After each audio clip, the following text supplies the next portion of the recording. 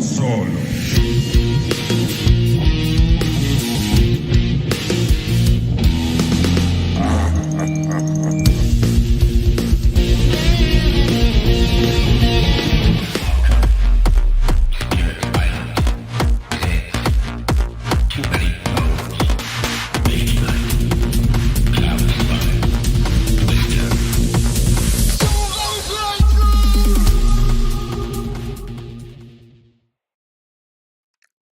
And hello, welcome to Solo Playthroughs. Looks like the mic is good. We have a chat. I'll have to check to make sure that the chat is actually hooked up this week because it wasn't for the first half hour last week. But we have Jagged saying, "Oh, once more this weird clone of Mage Knight." Maybe? I don't know. Clones. I mean, there are no manticores. How could it possibly, first day with my new mouth, apparently, how could it possibly be a clone of Mage Knight without a manticore? However, it is the first day with my new mouth, and it's also my first day with a third camera. Check it out! Woo! We have a card cam! So definitely need to tweak this. I will try to get this better and a little brighter as we go, but I have, a bunch of wires around me before, and of course, with all the new ways I found to screw up some tech, why not add another camera to the mix so I can have more things to go wrong during a live stream? It's going to be super exciting! So we will definitely make use of this.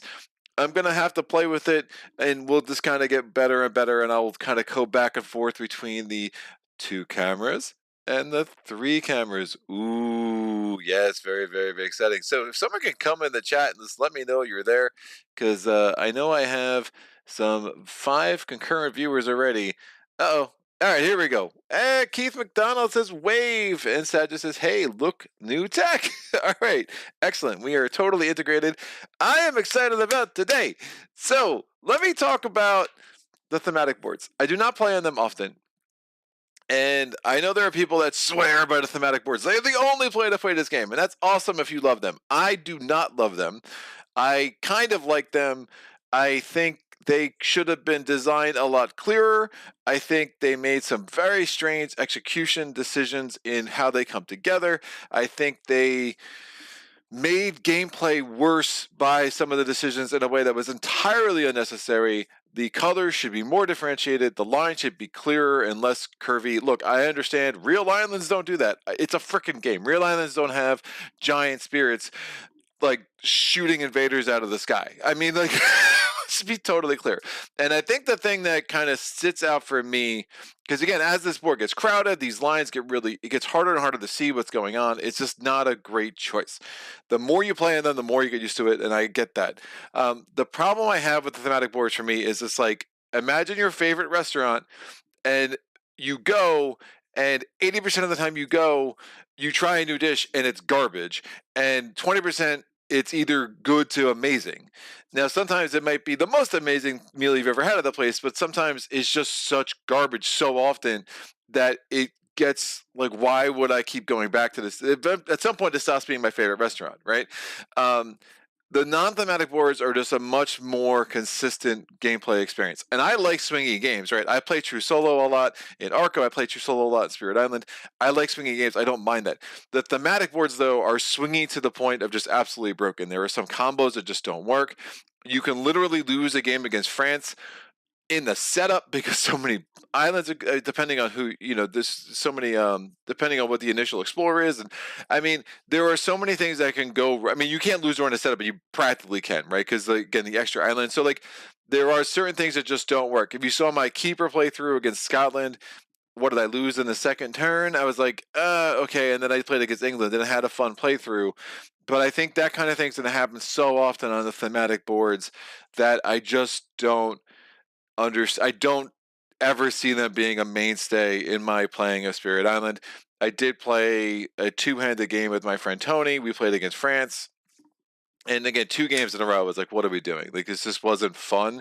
And Tony and I play a lot of Spirit Island, and we love it. But it was like level 6 France, and it was just, yeah, okay. So, yeah, we could have tried a different adversary, because France is especially hard on the boards. Or we could just play on the non-thematic boards and have the gameplay experience that we're more accustomed to. That said, this matchup I find really interesting I've played it probably 3 or 4 times. I've only won once, and I had growth through sacrifice. I only had it for a round, so it wasn't like I spammed it, but I had growth through sacrifice, which really helped.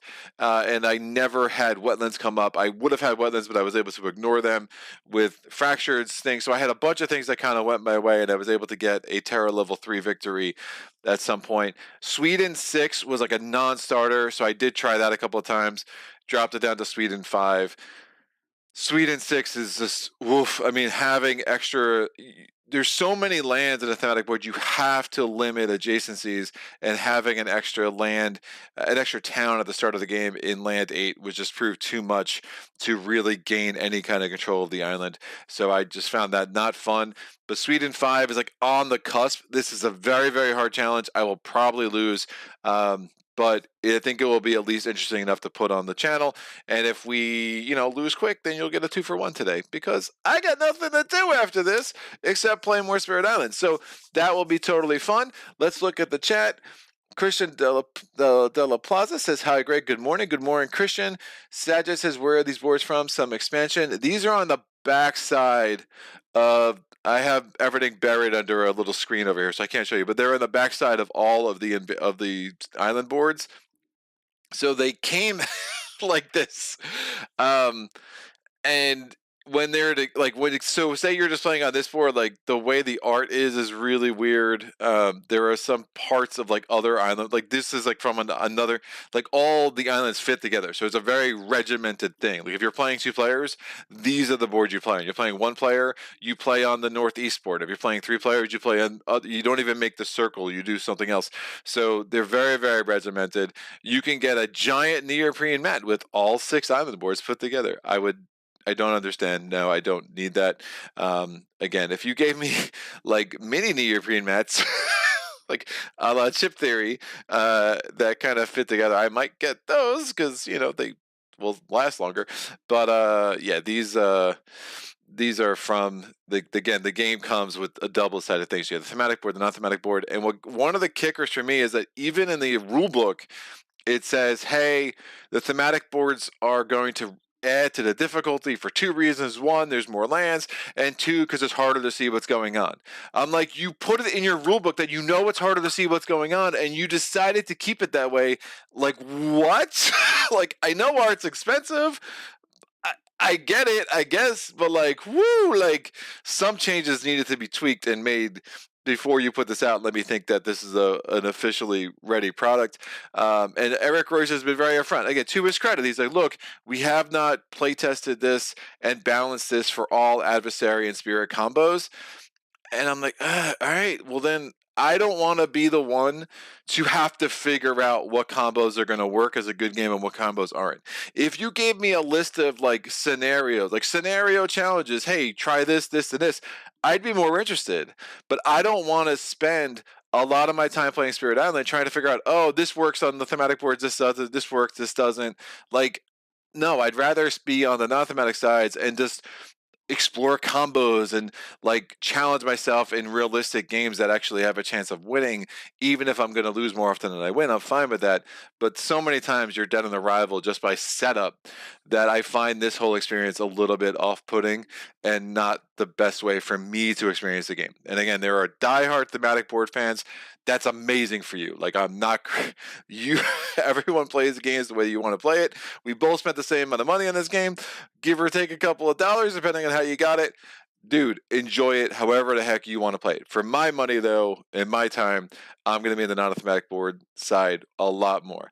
That said, this is a fun challenge. I would recommend it for anybody who likes shadows, who likes fractured, who wants to do something a little bit different from the normal gameplay. All right, Sean McKenzie. Hi, Greg. Hello, Sean. Sajid says losing my setup sounds like kind of like a win if you're not fond of the game.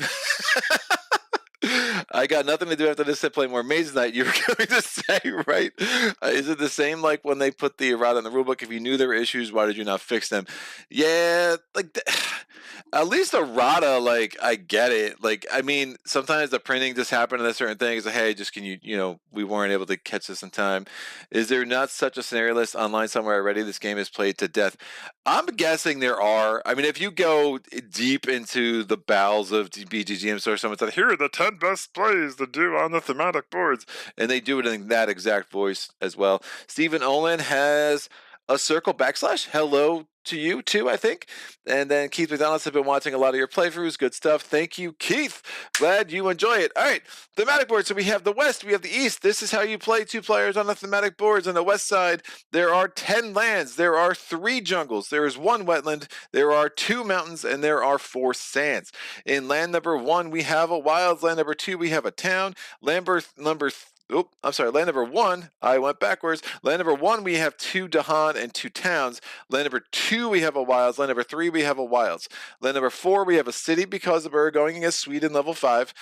And Sweden level 2 is the one that adds the city, and we also have 1 beast. So again, the normal instructions: add a beast to the lowest numbered land without a pre-printed setup icon, add a disease in land 2. None of that happens. You follow what's on the thematic boards.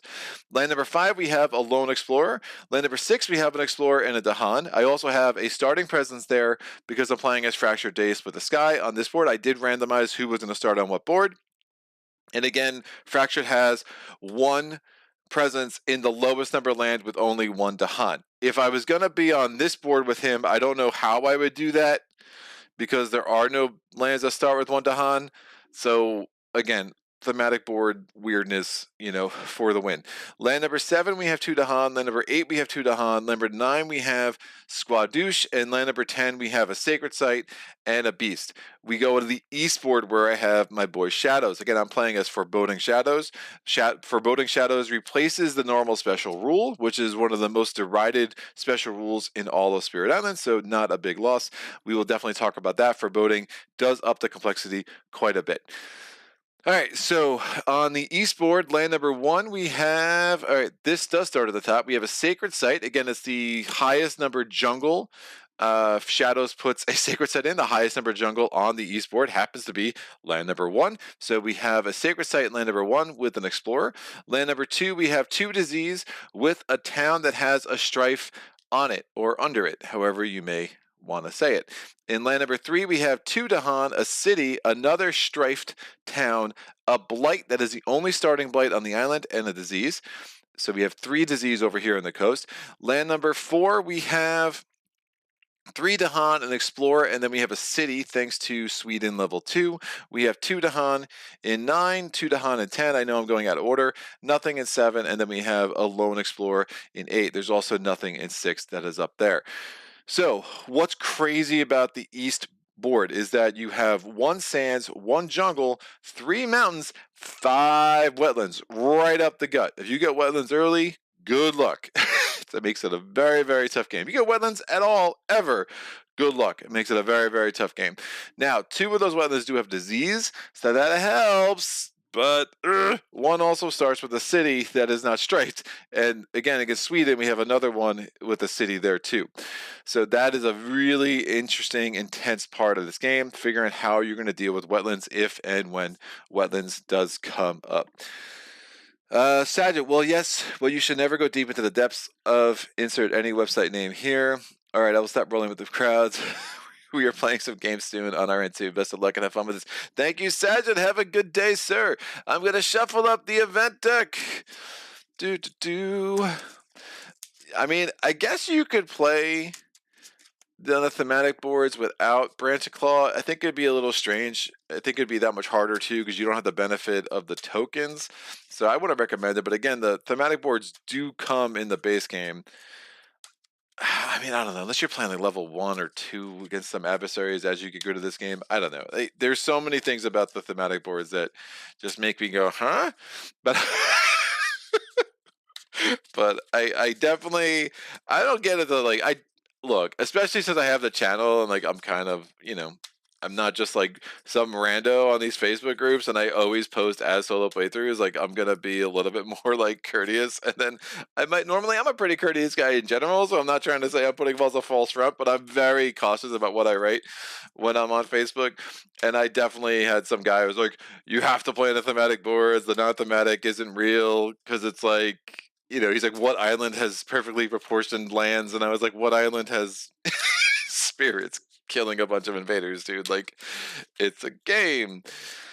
I don't know. At some point, things get abstracted in any game. In any game, there's some level of abstraction. So I don't even if you wanted to try this, the fact that you just didn't make it super easy to see and understand game state, I think is such a weird choice on the part of the design team. And it is what it is. I mean, it was a cool idea. I guess really, really, really poor execution, and I will be pretty unvarying in that belief. But cool. We are going to keep shuffling this. So again, I have my major powers in blue, my minor powers in green. We are going to need to get the days that never were with our friend Fractures over here. Oh, and I still got that third camera up. So I'll leave that up for a second and we'll go from there. Now you will see right now I have the starting unique powers of both Fractured Days and Shadows in there. Shadows is on the right. Fractured Days will be on the left. I will keep that way all game. And then I will have another thing for cards. I'll put the Days that never were. And then I should be able to switch these in and out pretty easily as we go. Shuffling up this monstrosity of a minor power deck that was obviously taking some time. So I'll do the Days that never were in a second. Let me talk about Foreboding. So Foreboding places Shadows of the Han. Shadows of the Han basically says you can pay 1 energy to target a land with the Han, regardless of the power's range. So you basically get to ignore range, but it does cost you an energy. Energy and Shadows aren't always friends, though. So, like he has a very slow build. So spending the energy on there when you're trying to get card plays to trigger your innate, it was a really tough rule. Now I have made that work to my advantage. Again, you saw, I think it was a level 6 playthrough. I think it was my first 2-player playthrough where I had lightning and shadows, or was it green and shadows? I think it was lightning and shadows. I was able to use that to my advantage pretty well. So you can definitely make use of it, but it's hard. What does Foreboding do? Well, Foreboding is a fast power. It says stretch out. Oh, Foreboding is the aspect. It adds a fast power, which is stretch out coils or Foreboding Dread. It's a fast power, range 2. You can target any land. If you have 2 air, your other powers may ignore range when targeting the target land. So instead of spending a 1 energy to target a land regardless of range that has the Han, here it's like, all right, I'm going to target that land. That land is now special for this whole turn. All my powers can target it, even if they don't normally have range. Now, it still needs to be a range targeting power. So, for instance, I couldn't use Mantle of Dread on there because that, that's not a range power. That's a power that says, hey, it has to be a spirit's land, right? But I could use that to say, use Concealing Shadows and target a land where I don't have presence if I have otherwise targeted it with stretch out coils of Foreboding Dread. Right, so if I have 1 moon, which I'll pretty much always have, after an action it generates fear in the target land, including from destroying cities and towns. I push up to 1 explorer per fear or 1 town per 2 fear. You may mix and match. Now you do have to evaluate that after every single action that happens, right? So I can't be like, well, I did 1 fear with that action, 1 fear with that action. That's 2 fear. Now I can push a town. It's like, no. I did 2 fear in 1 action.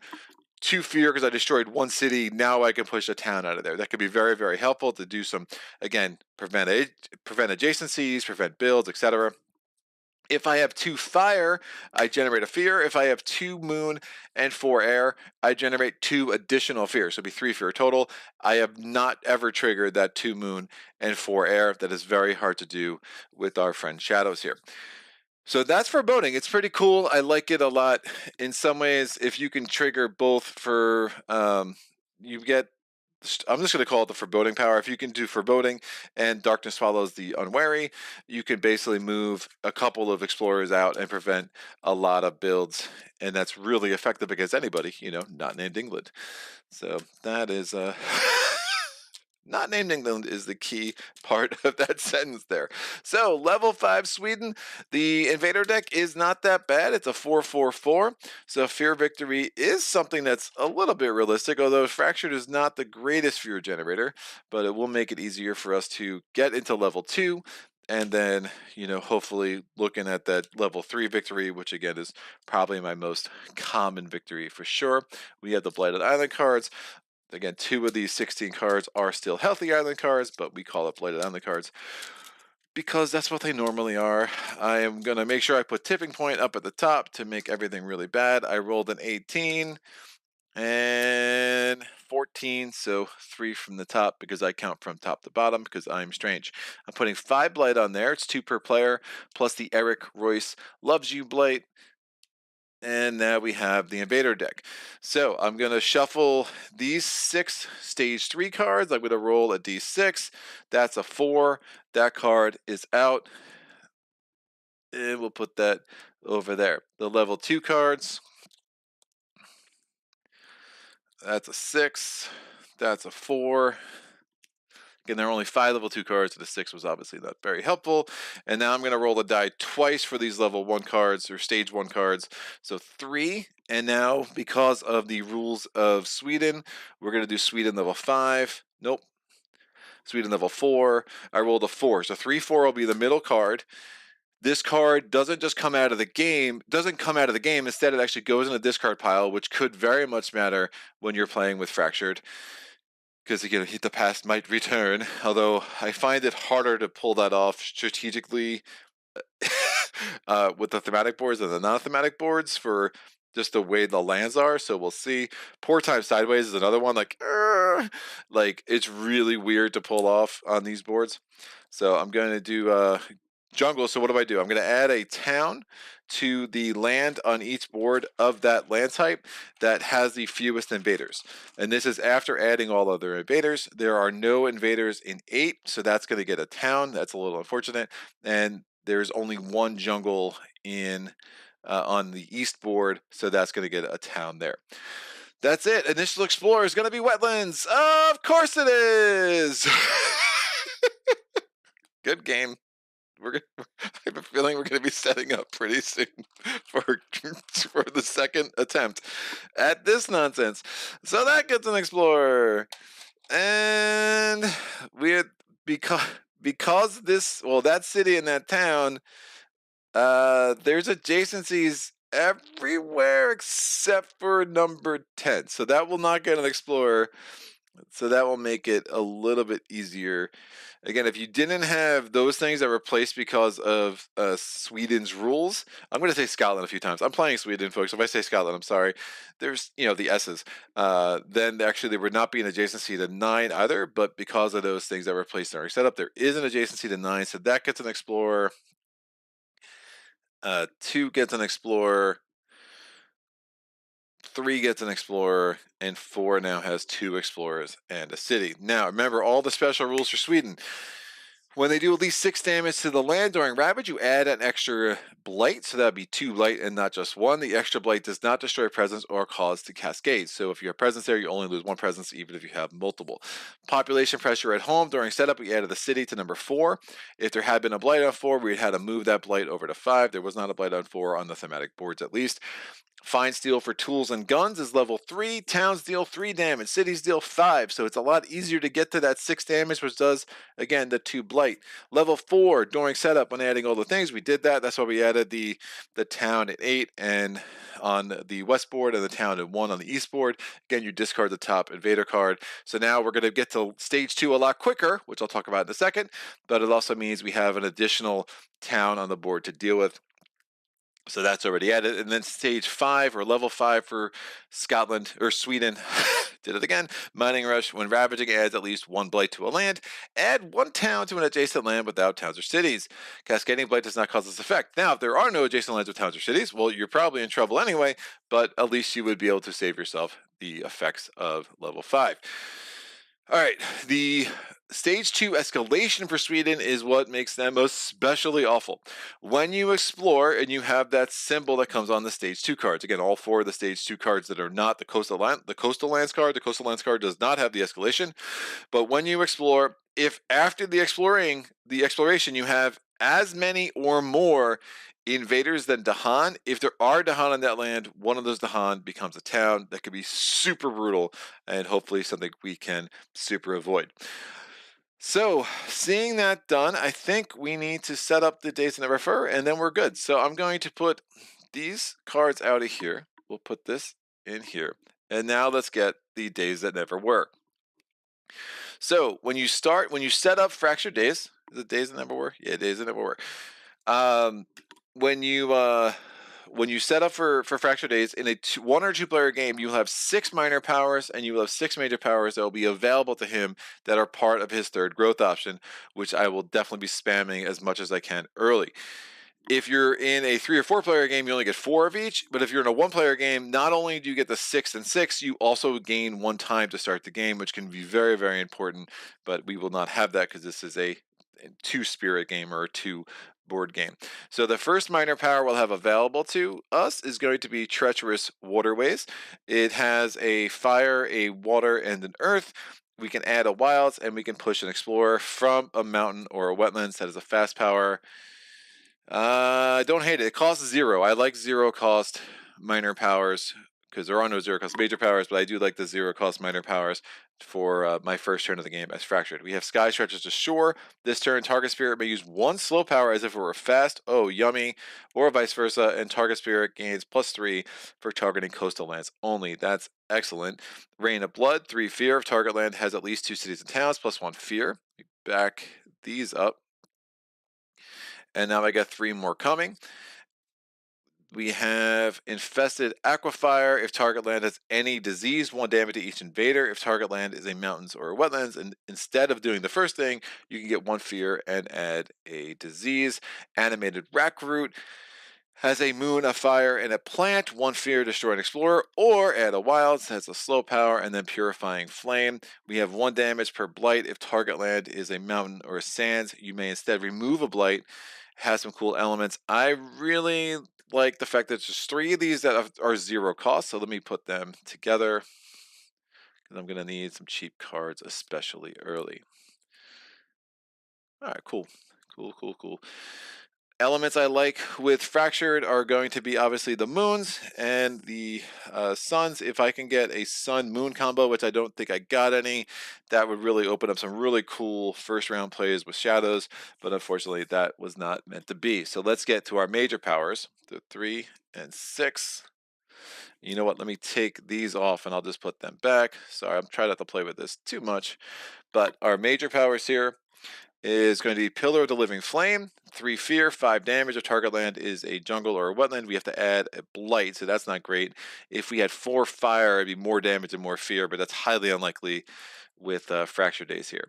We have Smothering Infestation, add a disease. If target land is a jungle or a wetland, 2 fear and 3 damage. If we have 2 water and 2 plants, we would only need 1 more of each, +1 damage to each invader. That could be interesting. Sleep and Never Waken. Ooh, hello. I like that one. We have a moon, we have an air, and we have an earth. So I like the elements, what it gives me. Invaders skip all actions to target land. You have to target it 2 away from where you have presence in the sands, and then 1 fear per 2 explorers as power removes. You move up to 2 explorers. If you have those elements there at the bottom, you get to remove up to 6 more explorers from all of your lands, which is pretty sick. Bargains of Power and Protection. Don't really love that card. You remove 1 of your presence, and then you have a card that gives you defend per Dahan there. It's a really hard thing to pull off. I don't think I'm going to be jumping too heavily into that in this game. Yeah, remove 1 of your presence on the island from the game, setting it on the reminder card. From now on, each Dahan within 1 of your presence provides a Ven 1 in its land, and you gain 1 less energy each turn. So yeah, so gaining the less energy each turn is awful. So like I hate that. And then the other problem is the Sweden's attacking at such a high rate that like relying on Dahan defense is not going to be a great idea when the cities are coming in at 5 attack. Cleansing Floods, 4 damage, remove a blight.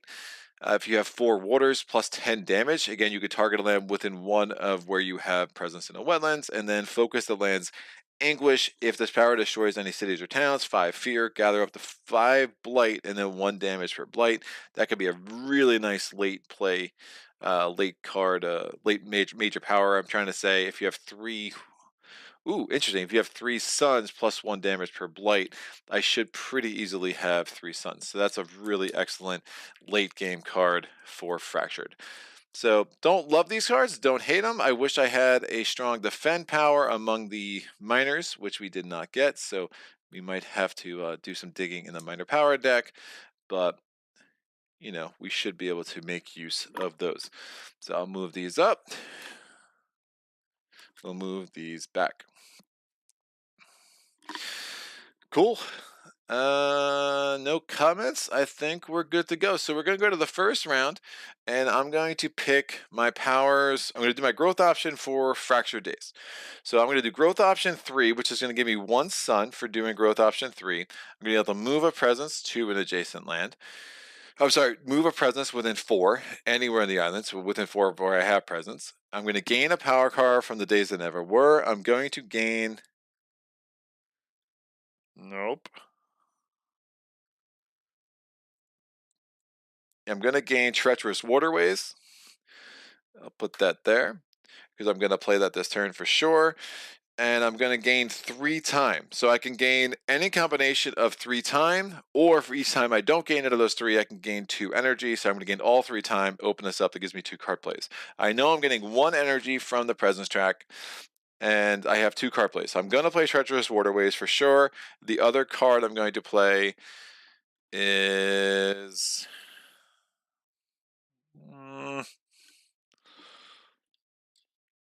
I will play Blur the Arc of Years. All right, it's going to cost me 1 energy. I'll do an element check. I have 1, 2 sun.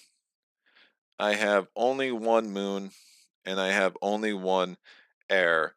So that gives me none of my innate powers, but I'm going to be able to prevent that build and kind of do some other things. So that is done. So now we go to Shadow. Shadow is going to do a bottom. He's going to do growth option 3, going to gain 3 energy. I could add a presence within 3 of where I have presence. And I'm going to play 2 power cards.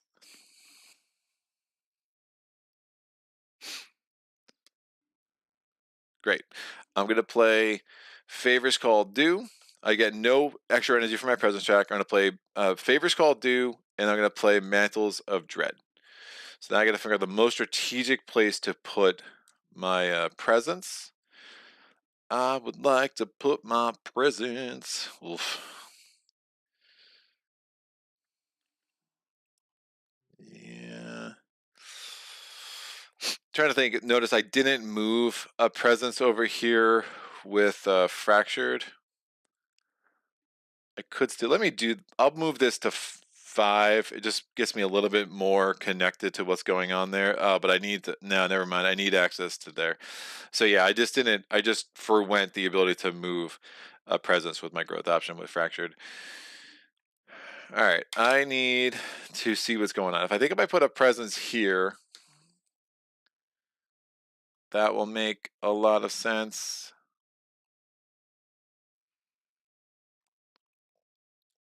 Woof. I could do this. I got a better idea. I'm going to move this sucker here. So, like, I wanted to try to get more inland, but I think the best thing for me is just try to really get rid of as much on this coast as possible. So I'm going to go to 2, and that's going to set me up pretty nice for 4.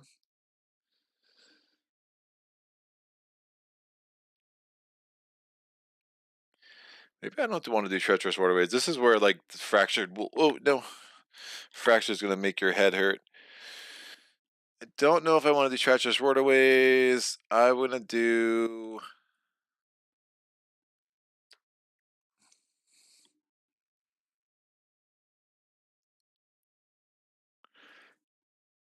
Animated Rack Root instead.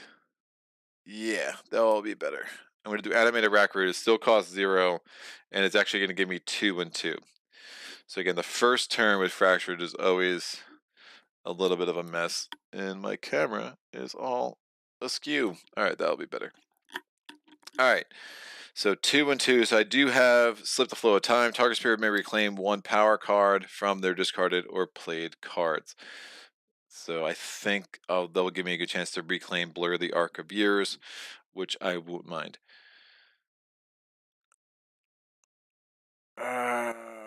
It's 1 fire.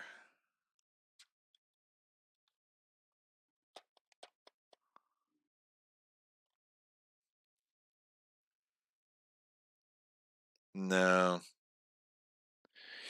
I think I gotta go back to what I was originally gonna do.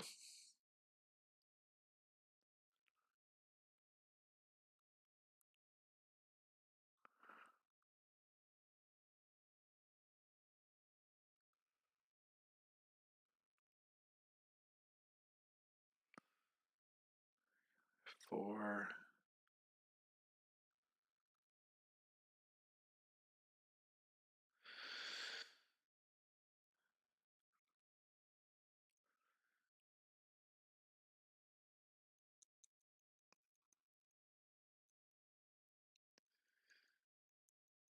Huh. Let me.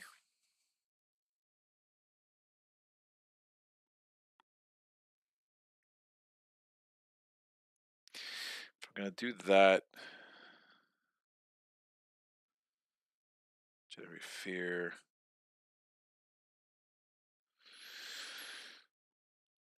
Yeah, I'm going to try something a little crazy. So I'm going to use stretch out coils of foreboding dread. I do have 2 air. Let me do my element check over here. So I have 2 moon, 2 air, or 2 moon, 1 fire, and 2 air. That gives me the first level of darkness swallows the unwary, and it gives me the first and second level of foreboding.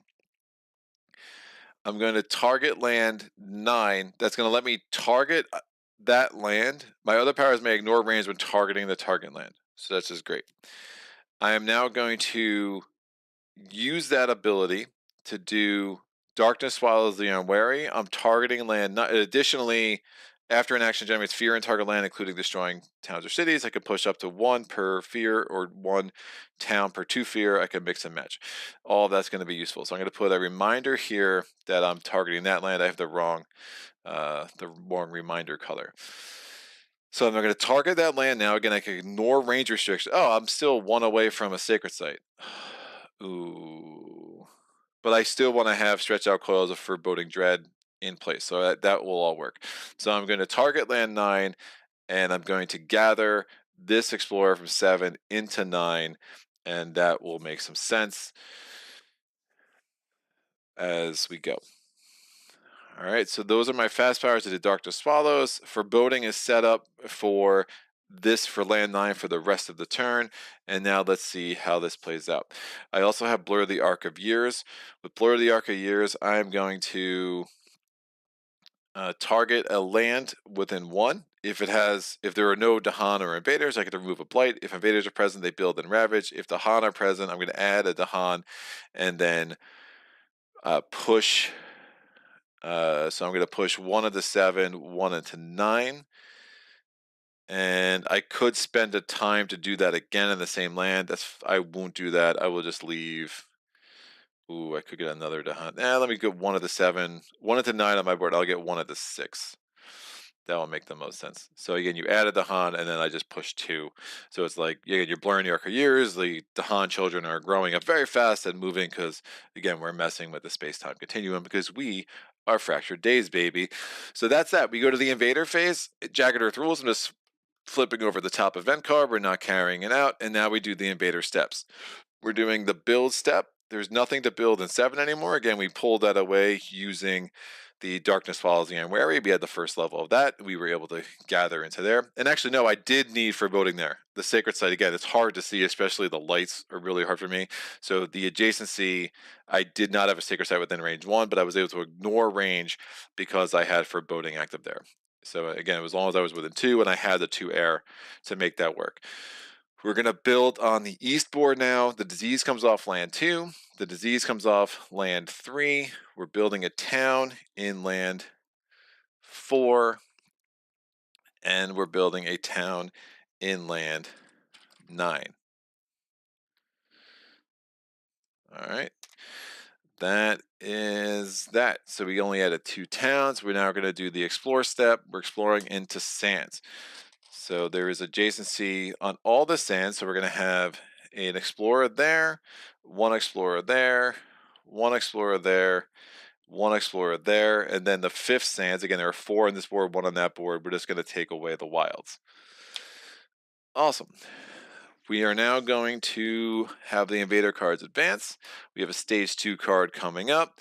My turn, I'm going to do Mantle of Dread. I'm generating 2 fear, and I'm going to push the Explorer in town out of one of my lands. I'm going to get them into 4. I'm setting a 4 to be an absolute disaster. This has a Strife on it. And then I'm going to get, so I got the 2 fear from that, and now I'm going to do Favors Call Due. I'm going to gather up to 4 Dahan into 9. I'm just going to gather the 1.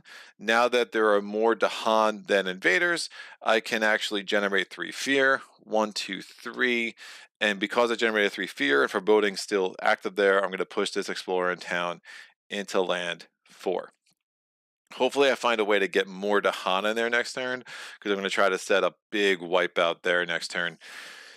Although, you know, it might not work the way I want it to. All right, so Animated Recruit is the only slow power I have left. Oh, I still could have reclaimed 1 here. I did change this up, right? So target spirit may reclaim 1 power. I would have reclaimed this as a fast power, so we'll put this back in Fractured's little display here. These were slow powers from Shadow, so I couldn't reclaim there.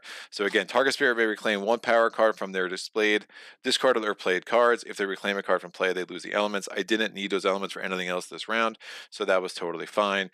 Again, Fractured always takes me like a round to get my head wrapped around again. And now we have Animated Rackroot as a slow power. I could target a land where I have presence. I can either destroy an Explorer, or I can add a Wilds. I'm going to add a Wilds here. If I destroyed an Explorer, I would have generated a Fear, but I think adding a Wilds here, preventing data adjacency, will really help down the road when Mountains comes up. All right, so that's that. Times in the past. I'm going to put all that energy over there. We'll have a discard pile for Fractured here. We have a discard pile for Shadows here. I kept that up the whole time. I did not mean to do that. But hey, that's the rest of the board, kids. And now we're going to come back and we're going to go to growth options again. So I'm pretty much committed to spamming growth option 3 for Fractured. The question is, are there any of these... Wow, Sands is going to be a problem.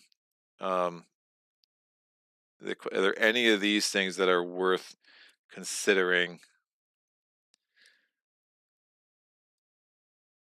If I get a lot of Blight, Focus Alliance Anguish will be fine later.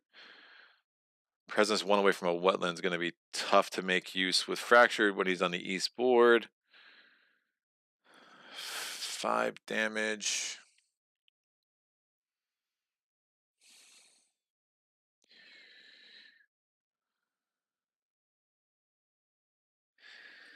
I mean, there's an argument to get a ton of energy and try to wipe something out pretty immediately. They're just building this turn, though. Or do I just really try to get everything off my track, which is probably the smarter way to go.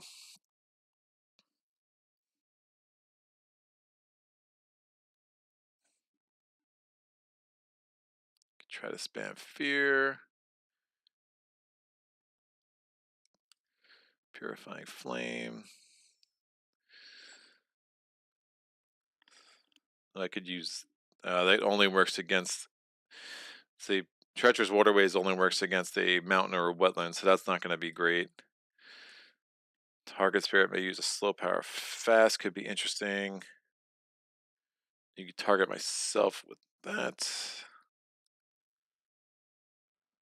Oh, that would give me some options for next turn. All right, let me get 3 more time. So 1, 2, 3. I don't want to move those presents. I will move this presence. I have 3 card plays. I have 1 energy. I'm going to play Absolute Stasis, Blur the Arc of Years,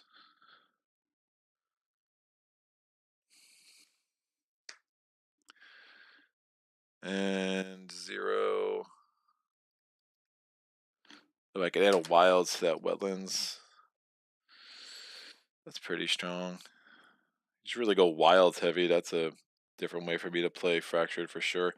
And I will gain Treacherous Waterways from the Days I Never Forgot, or the Days That Never Were. I keep wanting to say the Days That Time Forgot. That is not right. So I have 3 card plays. I got, ooh, I only have 1 energy. So I'm not going to be able to play all 3 of those. I'm not going to be able to blur the Arc of Years. So I'll only have 2 card plays. Oh, shoot.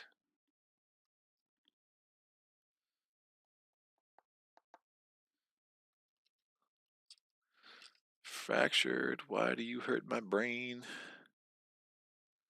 1, 2.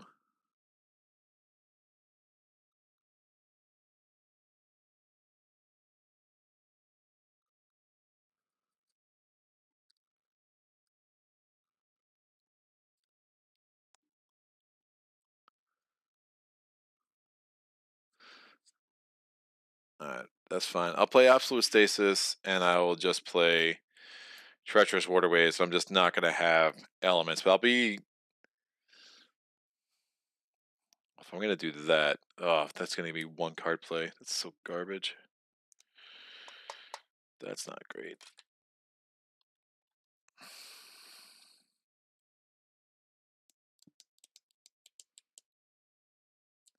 I think instead of getting 3 time, if I get 2 time and 2 energy,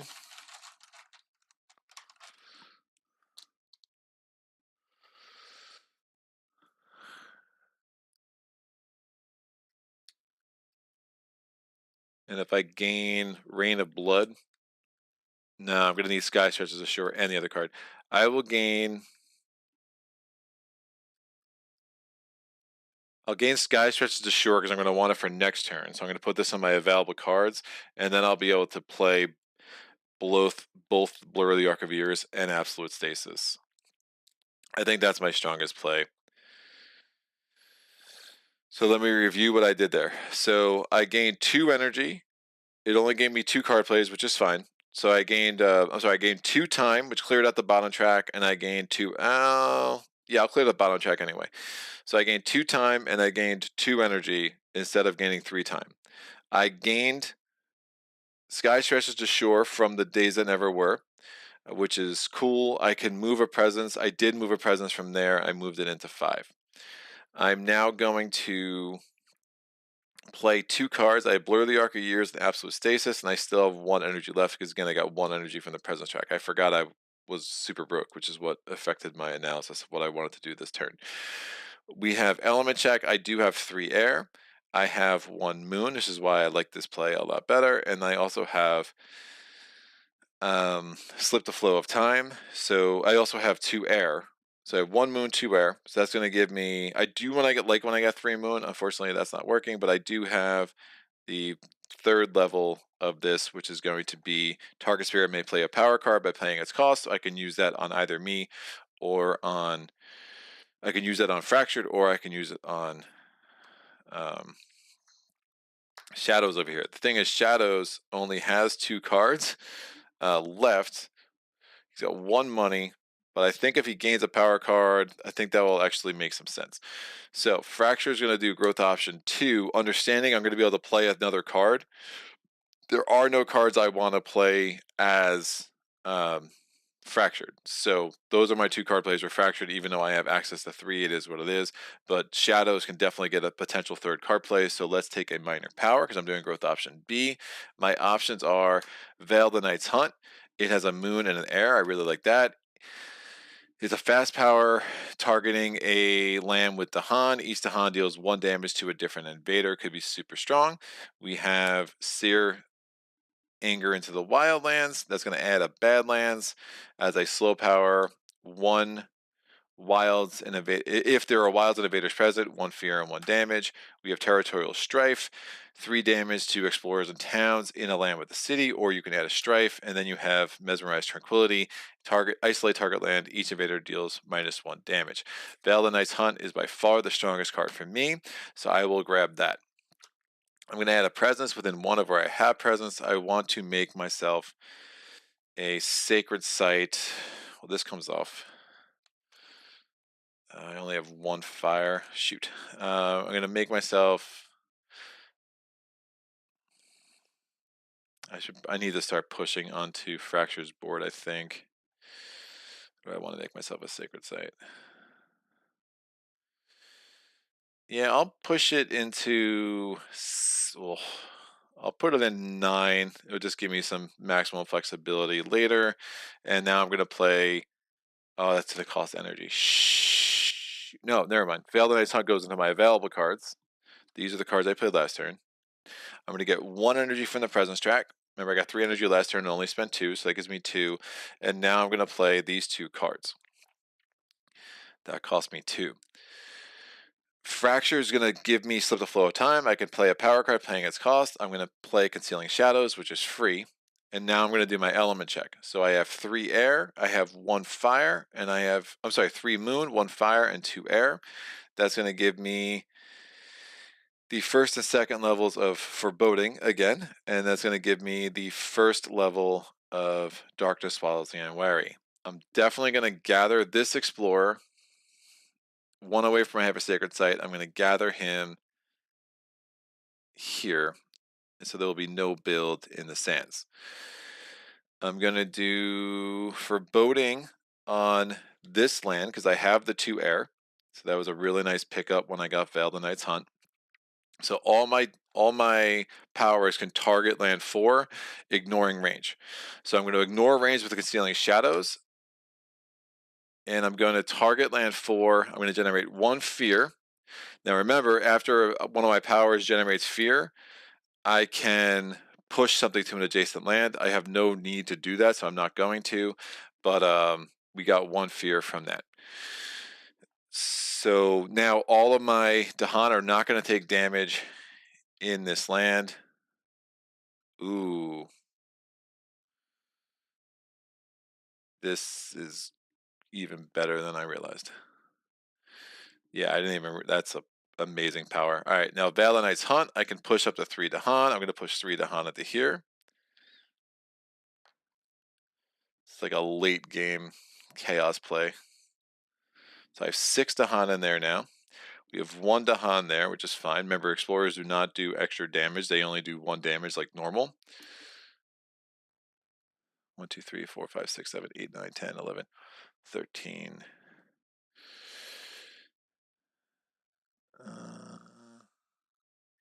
Yeah, I think that's the right play. Or, yeah, thinking about, do I want to leave? Do I want to push those 2 out? I'll have 1 less in there.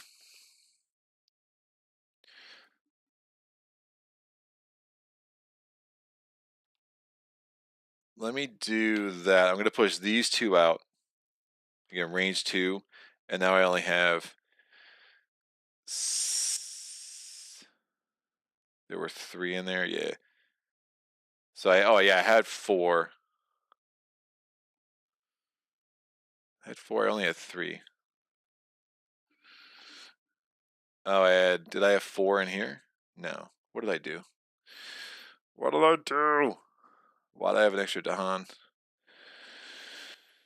Why do I have an extra Dahan? I had 2 there. I had 3 there. How did those Dahan move? I gathered the 1 from there. Oh, I had 4 there. So I could only have pushed 3 and not 4. Yeah, that was cheating. It's like, why? Yeah, so I had 4 Dahan there because I had 3, and then I gathered the 1, and that gave me the ability to do fear or whatever. So yeah, I'm pushing these 2 Dahan from there to there, which is fine. I'm going to do Absolute Stasis now. Cost is 1 time. So again, I have my little bank of time over here. 2 away from our Sacred Site. 1, 2, which is why I kept that Sacred Site there. That doesn't look like it's 2 away. I promise you it is. And now we're going to have... this was from last turn. We're going to have this effect in play. So we're going to... Well, no, this is from this turn. So for both Foreboding and Concealing Shadows are active in land 4. So Absolute Stasis is active on Shadows board in land 3. We still have Blur the Arc of Years. Remember, I'm worried if this is a stage, whatever this is, I'm trying to prevent losing Dahan to become town. So I'm going to do Blur the Arc of Years. I'm going to add a Dahan at the 7 and push 2. So if we explore it into 8, I'm now good. Actually, I'll ahead of the Dahan at the 7 and push 2. And let me do that again. Because now if it explores into jungles or mountains, I'm good. But if it explores into wetlands, which it could, because we're down to stage 2 cards, I would that would become a town, so that's a problem. So I'm going to Blur the Arc of Years again. I'm going to add a town there and push 2 into 1. So now I'm proofed against losing any Dahan to become towns. Woo! David Coleman just arrived. How's this going? My head hurts. I hope, like, I'm not gonna lie, man. Fracture's a lot. Fracture's a lot to do live. Fracture's a lot to do not live. But we have a card cam, so what could be wrong? So let me get out of the card cam for once. Hey, there's the invader board that we know and love. So again, I'm 2 fear away from my first fear card, but everything else is good. So we have absolute stasis effect here. We moved a bunch of Dahan around, so we're proofed against the escalation of Scotland. Sweden. Oh, I did it again. We have Dahan there, not going to take any damage. I pushed 2 Dahan in there before absolute stasis. Remember, nothing else exists there from now on. So the order that I did that did matter. I gathered this explorer out of there into there, so they're not going to build. The only problem I foresee right now is this explorer is still very much chilling, and we do not have a fear card, unfortunately. But I don't think I could have set this up much better, even with this one thing. That's fine. He'll explore.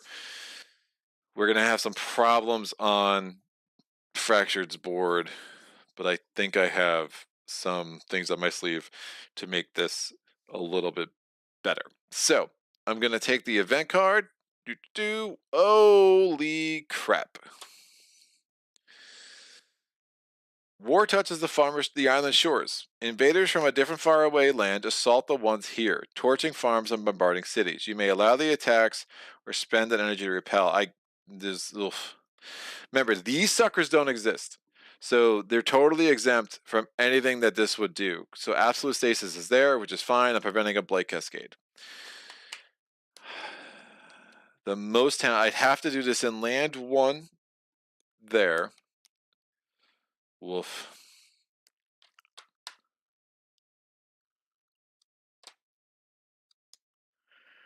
Woofity woof. Yeah, and I didn't have 2 moons, so I couldn't reclaim. Oh, do I have this? I do have. Nope, I don't have 2 moons, so I don't have anything with visions of a shifting future either. Woof, woofity woof. So the most towns or cities is going to be the jungles in both lands.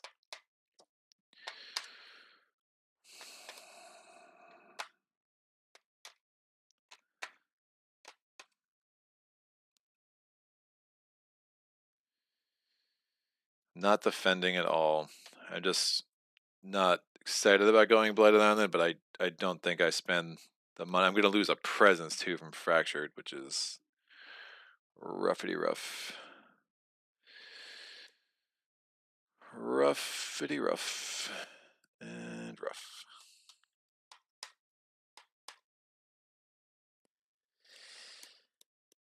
Alright. Well, here goes nothing. So War touches the island shores. The attacks are going to happen. I'll do it on the west board first, and I'll just go left to right. So I'm taking a major power. The only land I can target is the one that has the most cities or towns. Minimum 1. That is going to be board land 1. Please do at least 4 damage. I pulled a 6. Excellent. So we do 6 damage. We wipe out both these towns. That's also going to give me a fear card, which is definitely part of my calculation here about why. Well, I didn't have the energy anyway, so I really didn't have a choice. I was dawdling for no reason. This is always like a high variance card, but we do get a blight here. All right, so that's done on the west board. On the east board, I cannot target land 3. Those do not exist. Absolute stasis. Again, it's for all purposes. Let me read the card. Until the end of the slow power phase, target land and everything in it ceases to exist for all purposes excepting victory defeat. So I'm targeting, and that would victory defeat could be that's still a city for Scotland's additional loss condition. That's if there was a beast there that would still help prevent you from losing, against rushes, additional loss condition. Those are the kind of things that matter. But I do have to target land 1 now, do at least 3 damage. Oof, 4 damage would have been nicer. Pent up calamity. So I do 3 damage there. So this town goes away. That's a fear. This explorer, that adds a blight there. Since you added the blight, even though it's from an event card, we still lose a presence. Excellent. Now, am I going to go Blighted Island? No, I should be good. All right, so now we go to the rest of the event card. Beast, find new homes. On each board, push 1 beast to an adjacent land without blight. 1 fear if invaders are present. So on each board, I push 1 beast. So I'm going to push this beast here. Actually, let me get a beast onto this board. So I'm going to push this beast in there. So on each board, the push happens on this board. So I still could push it to another board. So I push it onto from the west board to the east board. And since there's an invader there, I get a fear. And now reclaim territory. Each player may push 1 Dahan to an adjacent land, doing 1 damage there. Sure, don't mind if I do. Damage. Now, if I explore into sands, that Dahan will become a town, but if I didn't prevent the build, it's going to become a town anyway. So, so that's 1, and then I will push. I don't think it makes sense to push into 8. Oh, I'll do this. Yoink, I'll push another Dahan there, and that does 1 damage to an explorer there. So that event card has been fully resolved. And now we have the fear card. Discord, each player may add 1 strife to a different land with at least 2 invaders. I will add a strife here. And I will add a strife with at least 2 invaders. There are 2 invaders there. I'll add a strife here. It's not, again, it ceases to exist, so it's not even ravaging. So now I have a strife in that city and a strife in that town for the rest of the game, or for until, those go away. Score. All right. We now go to the invader steps. The order of ravage matters. So I'm ravaging on the west board, nothing happens. I'm ravaging on the east board. I'm going to ravage in 10 first, nothing's there to ravage. I'm going to ravage in 2 now, nothing's there to ravage. Everything in 3 ceases to exist. It's just not a thing. Ooh. No. I was thinking something and realized that was stupid. I will stop thinking that stupid thing. All right, so now we're ravaging in 9. That injures a Dahan. He retaliates. That explorer is dead. And now we're ravaging in 4. It's going to be insanity. I'm adding 2 blight because they're doing at least 6 damage. They're actually doing 5, 8, 11, 12, 13, 14 damage. And because again, remember that town stripes, otherwise it would have been 17 damage. Since I added a blight, I do have to add a town to an adjacent land without towns or cities. I'm going to add it into 2. Now 2 already ravaged, so it's fine. Now, my Dahan didn't take any damage because of concealing shadows. They're going to retaliate. They're doing 12 damage in retaliation. So that's 3, 6, 11 damage, wipes everything out. So the strife comes out. That's going to be a total of 5 fear. So we have 1 left to get our next fear card. This goes here, these go here. And little Dahan party, they're hanging out and just chilling with some blight. Remember, I didn't lose a presence yet because I was able to target that because of foreboding. Normally, the downside of concealing shadows is you're often losing a presence just to use it. So that was the entire ravage step. Again, 3 still ceases to exist, so the strife stays on there. We're now building. We're building in 4, but there's nothing there to build. There's nothing there to build in 9. We're building a city on the coast over here. There's nothing to build in 3, but up here in this 4, we are building a town. Just like that. We're going to explore stage 2, coastal lands. Okay. Interesting. So 1 explorer there, 1 explorer there. Now the escalation doesn't matter. It doesn't trigger with coastal lands because you don't have the symbol on the card. So now we have 2 explorers here instead of the 1 because I pulled a 3 instead of a 4. We have another explorer there. There's still a disease there, remember. And we have another explorer in land 3. So Definitely smashing the wetlands again over here on the east and smashing the sands again over there in the west. So not fantastic. I'm going to do crops wither and fade. I'm going to generate 2 fear. That's a remainder of 1 with a fear card. And I'm going to turn this town into an explorer, so that helps. And I have no other slow powers. So these tokens come off. Absolute stasis no longer applies. These 2 time go back on the board.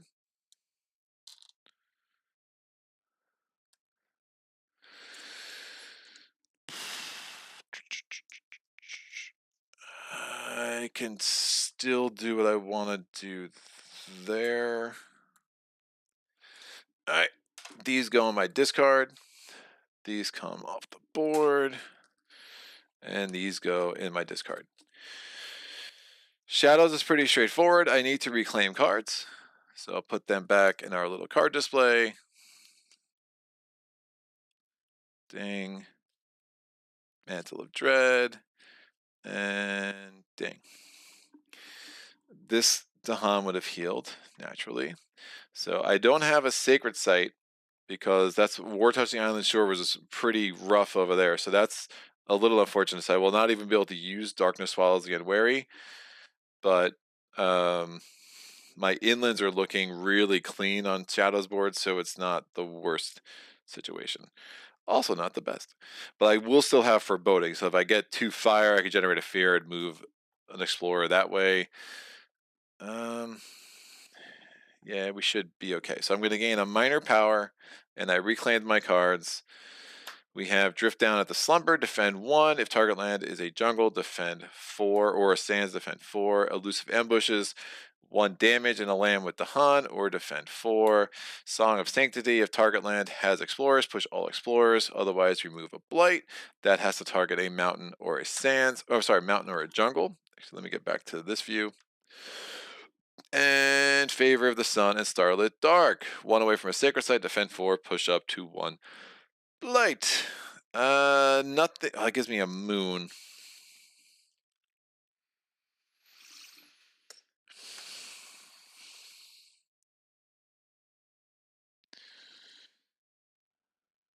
Gives me a moon. Yeah, I like that. If I can get the Han in there, remember I got a bunch of strife there next turn. This isn't gonna build. That might build a town. Yeah, I'll take Favor of the Sun and Start the Dark. Try to set something up for next turn. Now remember, I'm only getting 1 energy this turn, which is rough. And I have 2 card plays. Oh, any of those free? I'm broke. Nope. Drift Down to the Slumber's free, but it only could target. It could do a defend 4 in the jungle. That's not going to help me this turn anyway. So, Favor it is. So I'm playing 1 card, it appears, with Shadows. It's almost like a little bit of like a recharge, like almost feels like a little bit like a lightning turn at this point. I'm going to get the 1 energy. I'll figure out my 2 card plays in a second. I think it's going to be better to see what the heck Fractured is up to. Fractured is still spamming the bottom.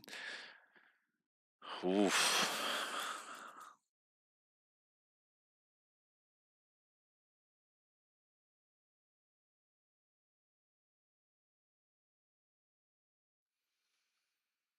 Man, that sands, wetlands is rough.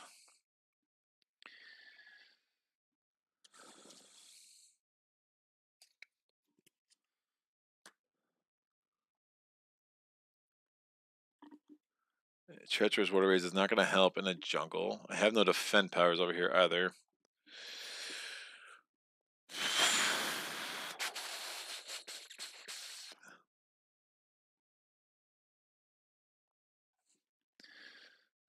That was a really bad draw for Shadows.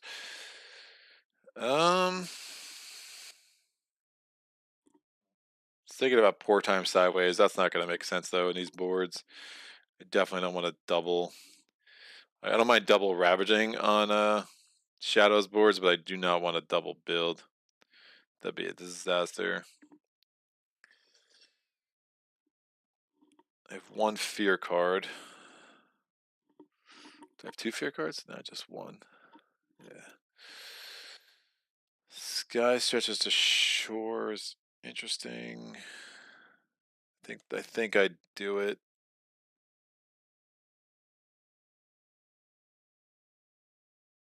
Ooh, I could skip actions.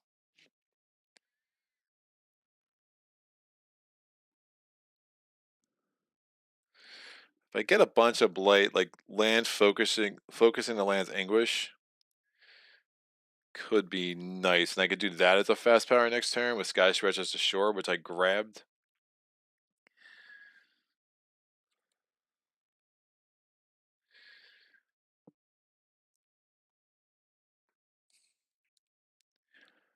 Might make sense to skip all actions.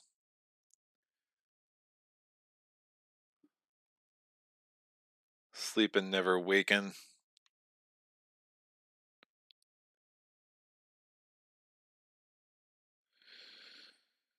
Gives me a moon. Any chance I can get 3 moons?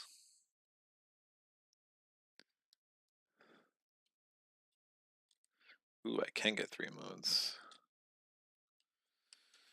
I can get 3 moons.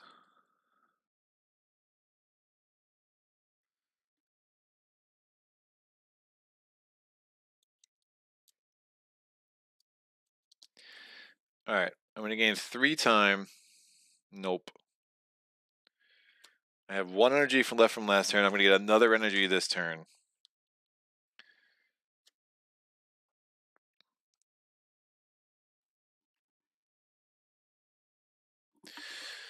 Alright, I'm looking at the, this was the Days That Never Were cards, which is really kind of tripping me up. Again, my options are looking at Pillars of the Living Flame, but that's adding the Blight's not great. Kindling Flood, I don't think it does exactly what I wanted to do. Because again, my wetlands is all the way over there. Focus Landing, which makes a lot of sense. That targets a jungle or a wetland. That's rough. Yeah, bargains. I really don't like the major powers I got with the Days That Never Were. But I'm going to take 2 energy, or 2 time, and I'm going to get 2 energy. Remember, I had that cleaned up, but I added 2 back. So I had 1 energy left. I got 1 from the Presence Track, and I'm getting 2 energy because I took 2 time and 2 energy. I get Sleep and Never Waken from the major power. Since I gained a major power, I do need to drop. I need to forget another power. I'm gonna forget. Ooh. I'm gonna forget Animated Rack Root. Just not really doing what I needed to do right now. And now I'm going to play all 3 card plays. I'm mostly just playing these for the elements. I don't foresee actually playing either of those cards, actually using the effects on either of those cards. So that's 3 energy from Sleep and Never Waken. I put in 3 to get. I put in 3 energy to got a 3. I'm going to put that on Sleep and Never Waken. And now, oh, I might have the energy for that next turn.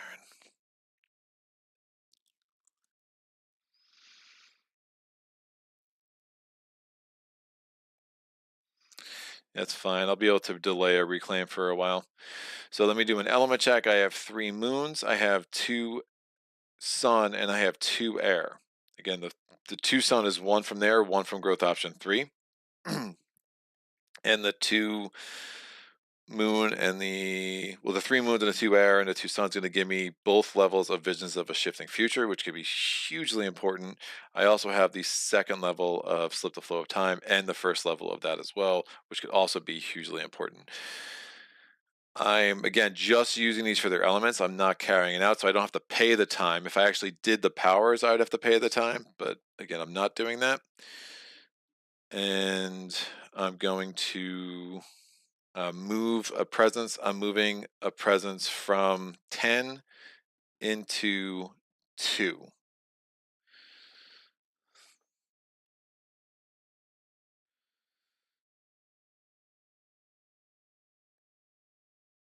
Hmm.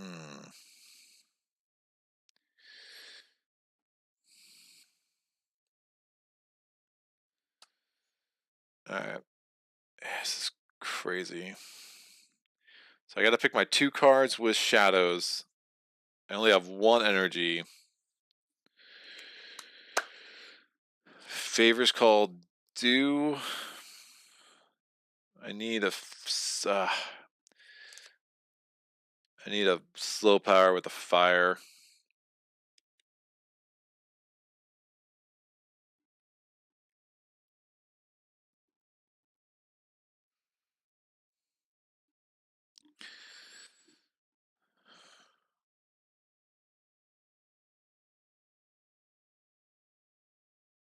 But that's not building. That could be a problem.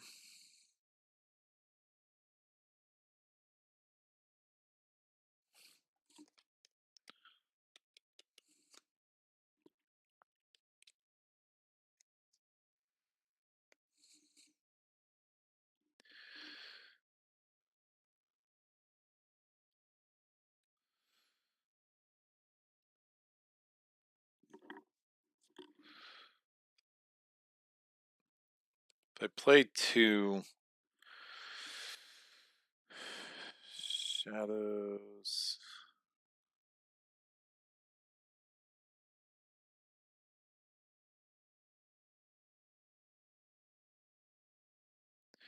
Yeah, resolving a slow powers was fast. Doesn't seem like it's gonna do much good for me. Nothing that was adding.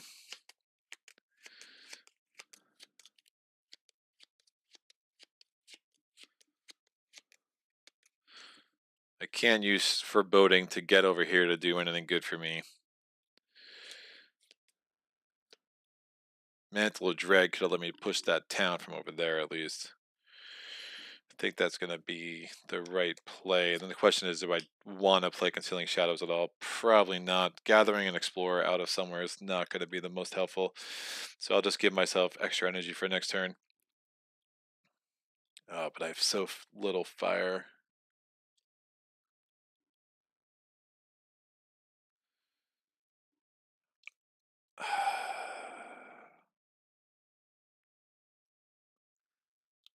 If I can get 2 fire left next turn, that'd be better.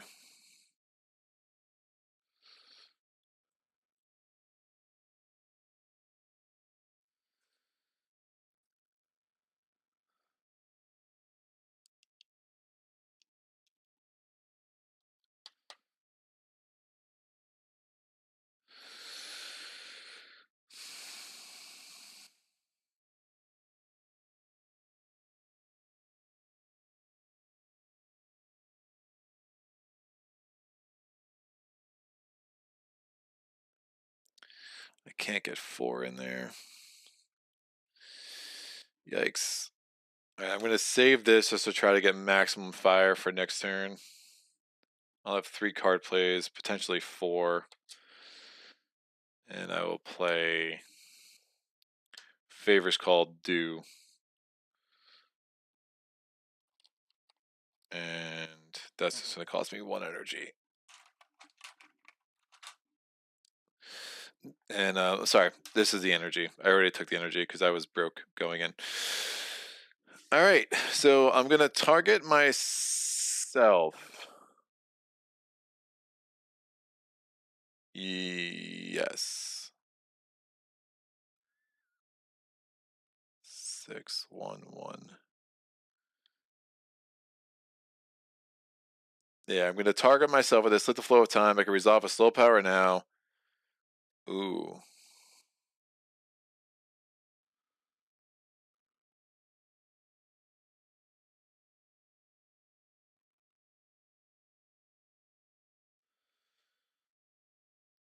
I will resolve. I mean, this is either going to... Oh, that could be anything.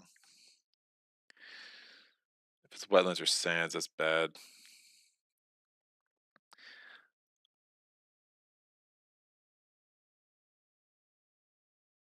Jungles or mountains is better. I'm going to look at the top card of the invader deck. Again, it's a slow power. Even though it's not a card, I can still do this. It is mountains. I like that. So I get to look at the top card, and since I don't want to put it on the bottom, I might have just screwed myself. If it was wetlands or sands, that'd have been a really nice cycle. But now I have to shuffle these 2 together, and 50% of the time, I saw the next one too. Sorry for that, but I'll leave it a mystery. It's not going to affect my play.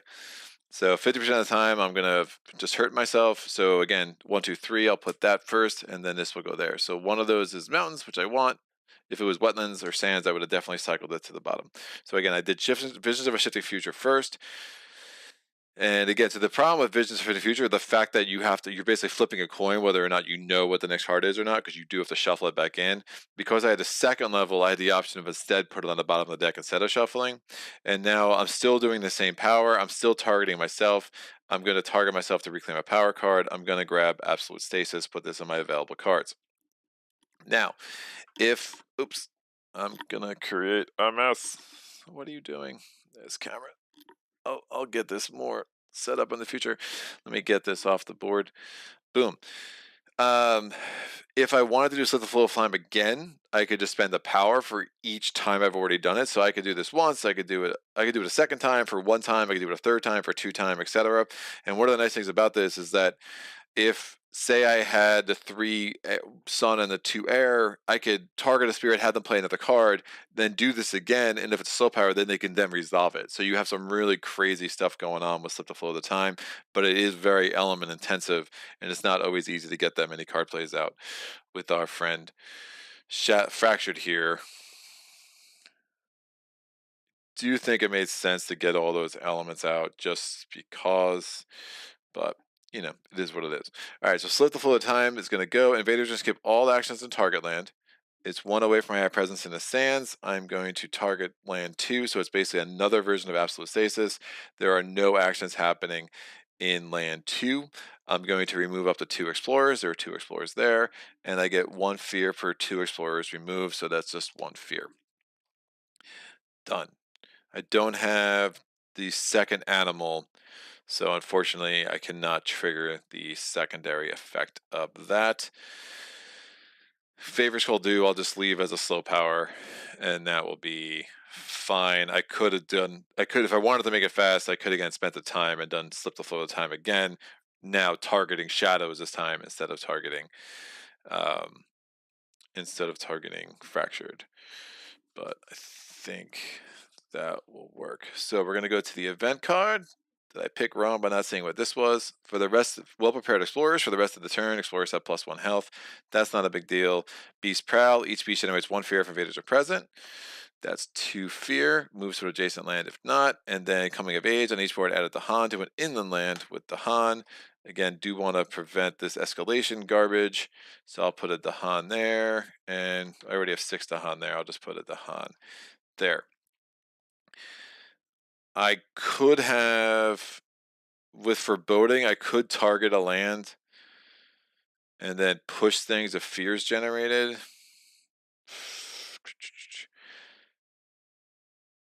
I just have level 1, the second level of Foreboding, which means that if fear is generated, I can push something. It'll probably make some sense for me to do that. So I'm not going to be able to generate any fear up there, it seems. So this is the better play for sure. All right. This was done as the SFR. I forgot about that fast power. So I added my Dahan. So we did the entire event. I have a fear card. Dahan Reclaim Fishing Grounds. We're still in Terra level 1. Each player chooses a different coastal land with Dahan. 1 damage per Dahan. So there's only 1 coastal land I have with Dahan, unfortunately. So that explorer comes off. At least he's not going to build. And now we do the invader steps. Nothing to ravage in east, so we'll go over to west. We're ravaging 1 in land 3. No harm, no foul. We're skipping all actions in land 2, so that's cool. But we are ravaging in land 4. That's going to add 2 blight. So I'm going to add 1 blight because it's a total of 5. It's ravaging 9 there, so it's obviously 2 blight. We flip this over, still healthy. Wow. So we're putting a second blight there, and then we're adding a town to an adjacent land that doesn't have towns. I will add this. Oh man, I don't want to build a city there. It's so bad. It's really bad. I will add. You know what? That's fine. I'll add a town to 3. I don't want to add it inland. I have like really limited the source, although of course 8 is still chilling. All right, so still healthy island. So we're gonna have 3 blight left in this card, and we're in terror level 1, so we have to add 2 fear to the fear pool. It's 1 per board.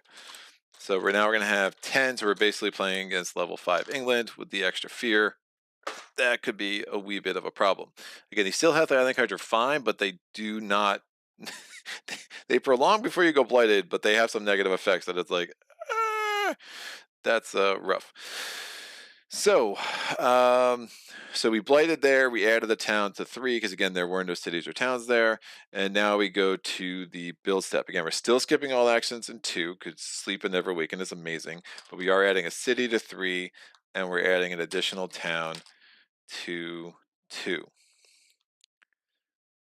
Oh man, that's gonna be a thing.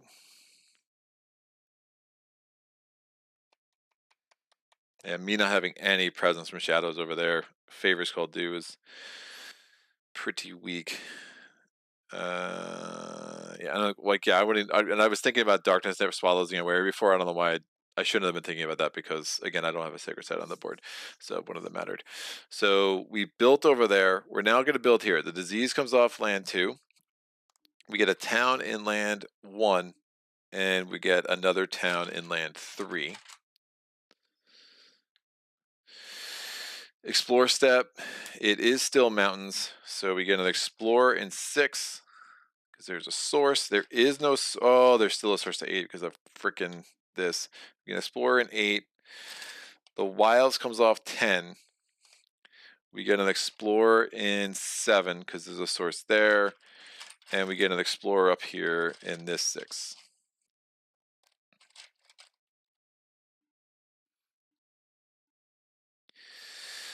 The escalation has not triggered, so we're good with that. No Dahan become towns. Those advance. Favors called due. Yeah, I'm going to gather 3 explorers here. And by doing that, well, I'll gather 4, because why not? I'm going to generate 3 fear. And when I generate 3 fear, I'm going to just scare one of these suckers, and I'll just scare it into... I could scare both, but one's going to die anyway. So I'll just scare him into 5. Because, well, yeah, it doesn't... Wetlands is over. Yeah, I'll scare it at the 4. Just because of the 2 Dahan there. Oh, no, because if it's wetlands, then that would trigger the escalation. So I'll put it in 4. So I got the 3 fear, I threw away from another fear card, and I pushed 1 because of foreboding, which fortunately does not require a sacred site. So time's gonna pass. I'll check the chat now. Again, a lot of my brain's working overtime here. Yes, Fractured Brains is its nickname here. I'm playing Cooper Island solo with Greg on the side background. What's up, Clever Swine? Hello. How are you? Yerol says 2 spirits plus thematic board plus new camera plus aspect. I couldn't wish for a better playthrough. I'm glad someone's having fun. I mean, I'm having a great time, but woof, my brain. Yeah, new cam is great. Tony Barnett's, oh man, that Still Healthy Island card seems very unfair. Wetlands look way better than any of our attempts to play on these boards. Yelp. I mean, they came out early too. I was able to do some shenanigans and kind of make it better. Foreboding is pretty powerful. Whew. All right. Well, what am I gonna do, guys? Who needs presents? I'm gonna spam 3 again. So I need money. Money, money, money. I think I take 6 energy. And that's it. So I'm not gonna get any time. I'm gonna get 6 energy. I'm going to gain a card from the Days That Never Were. I'm going to gain Focus the Land's Anguish. I'm Sky Stretches the Shore. I'm going to get 1 energy from the Presence track. I could still move a Presence. I'm going to play Absolute Stasis. Oh, that's a pretty sick combo. That's going to give me 4 air, or sun. It's like air. It's just different. 2 air and no moons, because who needs moons? It also gives me the level 3 of slip the flow of time. Nothing of Visions of a Shaping Future. I'm going to make a sacred site in 2. Woof. Like no blight up there. Wow.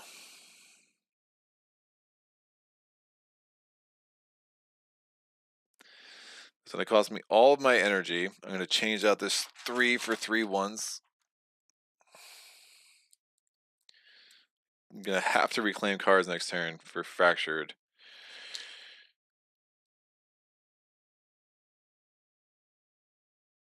Let me put 2 more, which is rough because I'm going to have no energy. I'll have 2 energy. No. I'm going to have, well, I have 2 card plays or 2 energy.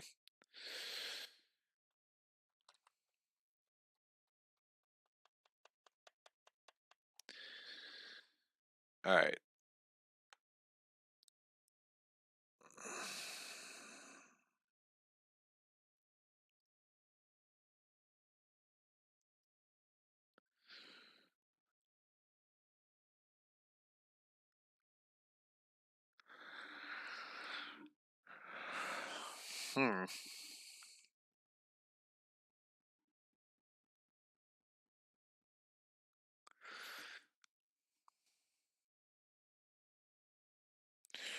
Trying to think if I want 4. I'm not gonna have the energy for that. Well, I can get. Ooh, I could do it that way. All right, I'm gonna do growth option 3 for 3 energy.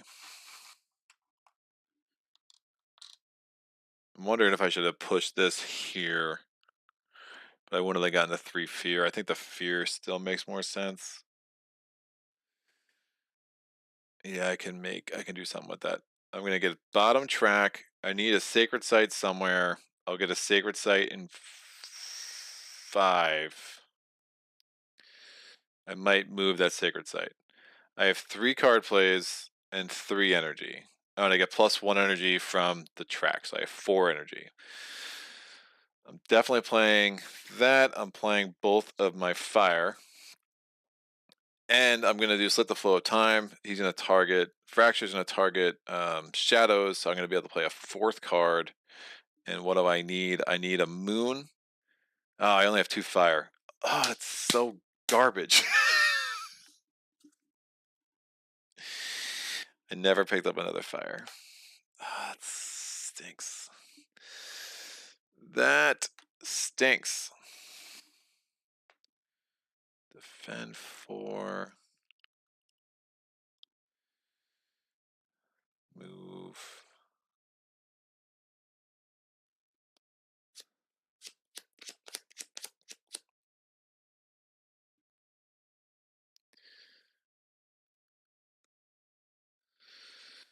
Do I have 2 suns? No, but I could push a blight. I think I do this actually. And I will play this.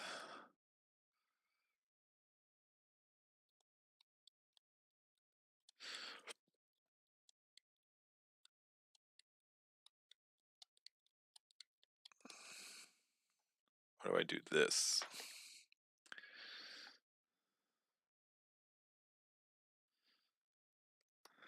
That's cool. I can afford that. Concealing Shadows over there. It's actually not going to be that helpful this turn.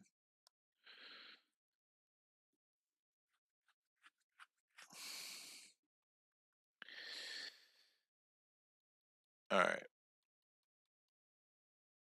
So that's going to give me the 2nd level of Darkness Swallows the Unwary. I do not have the 3rd level because I'm missing 1 fire. But that does give me the top 3 levels of Foreboding.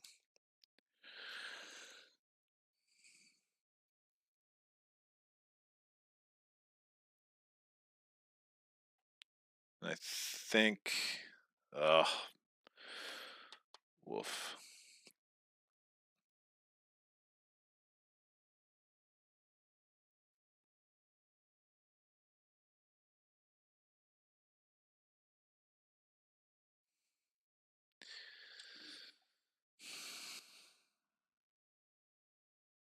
Let me get stuff out of the inland. So I'm going to target. Oof. How many woofs can I woof? It's a lot going on. It's 3's a problem. 3 is definitely a problem. I don't see how I'm not going Blighted Island.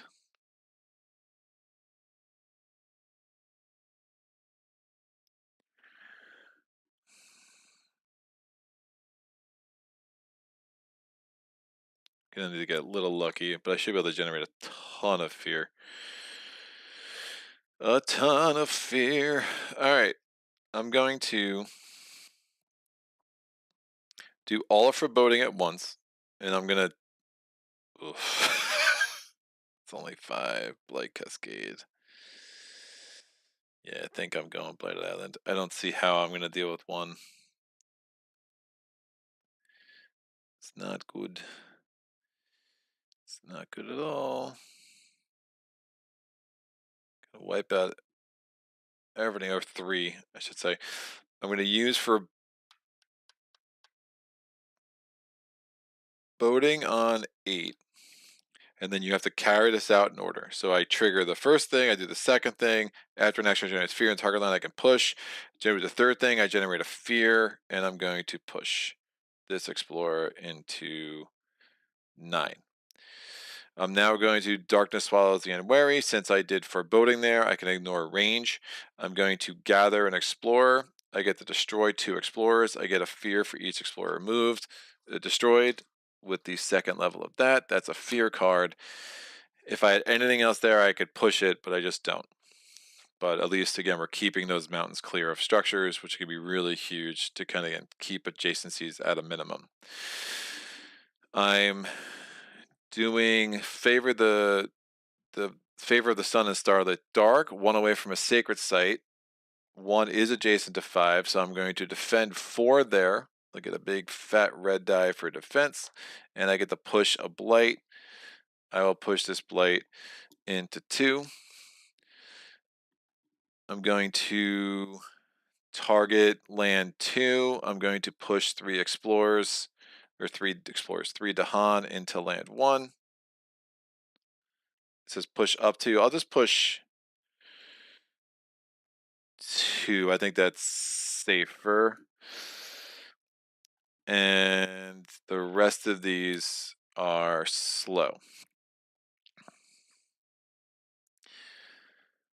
I'm going to spend a time to absolute stasis land number 2.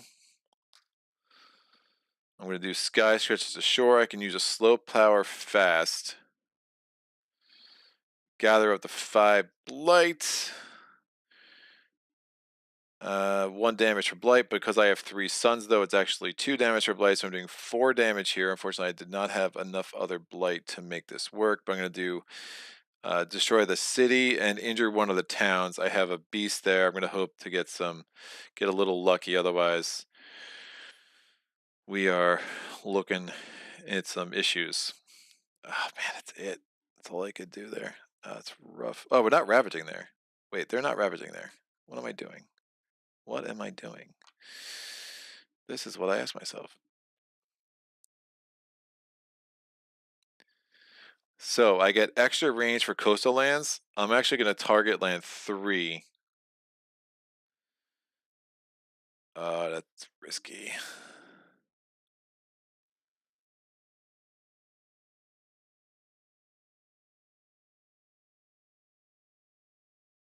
Let me absolute stasis 1, and I'll target 2. That's better because we still have a strife town there. I forget how we got strife on him. How was he strifed? I don't know. Was it a fear card? I think it was a fear card. Yeah, that's why I added the strife to that dude too. All right, so then I'm going to do I'm going to gather 2s. I'm going to gather 3. Oh, even better. So I get to gather 5. So I'm gathering 2 from 4, 1 from 3. Again, that was there from the explosion. And I'm doing 6 damage there. So I kill both the city and the town. That's 3 fear. And if that power destroys any structures, it's 5 more fear. So 8 fear, and guess what? Did not get a fear card out of that because of the Still Healthy Island card. But that looks a lot better. Yeah, we're absolute stasising 3. And I kept thinking 4 was ravaging again, but it wasn't. So pretty good. So there's only 3 cities on the board. You know, we are in a place now where like starting to look ahead at Terra level 3. This town needs to go away, because if I get this town out of here, like I'm very in good shape with adjacencies on the inland. There's about to build a town there, but everything else is looking really, really good. And we're still fairly safe when it comes to the escalation, because we know mountains is not going to come up again, and all those guys should be dead after the ravage. All right, so we're going to go to the event card. What do we get? Still healthy. On each board, choose a city with a choose a land with a city. Woof. Build there. So I have to build in 4, because remember, absolute stasis means that 3 doesn't exist. And I have to build in 3. That stinks, because now instead of just adding 1 blight, it's adding 2. So now we got double cities there and double cities there.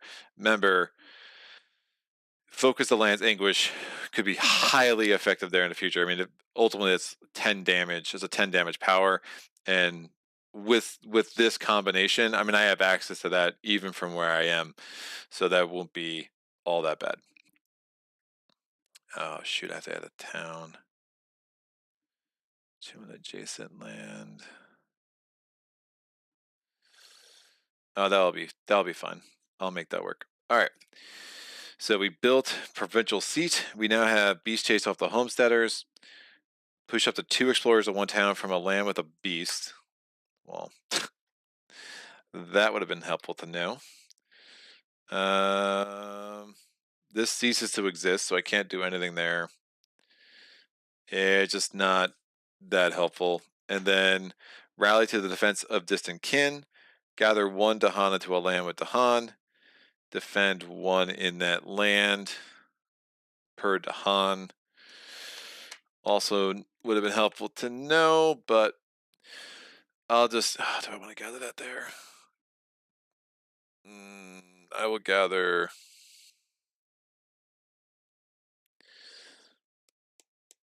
that there.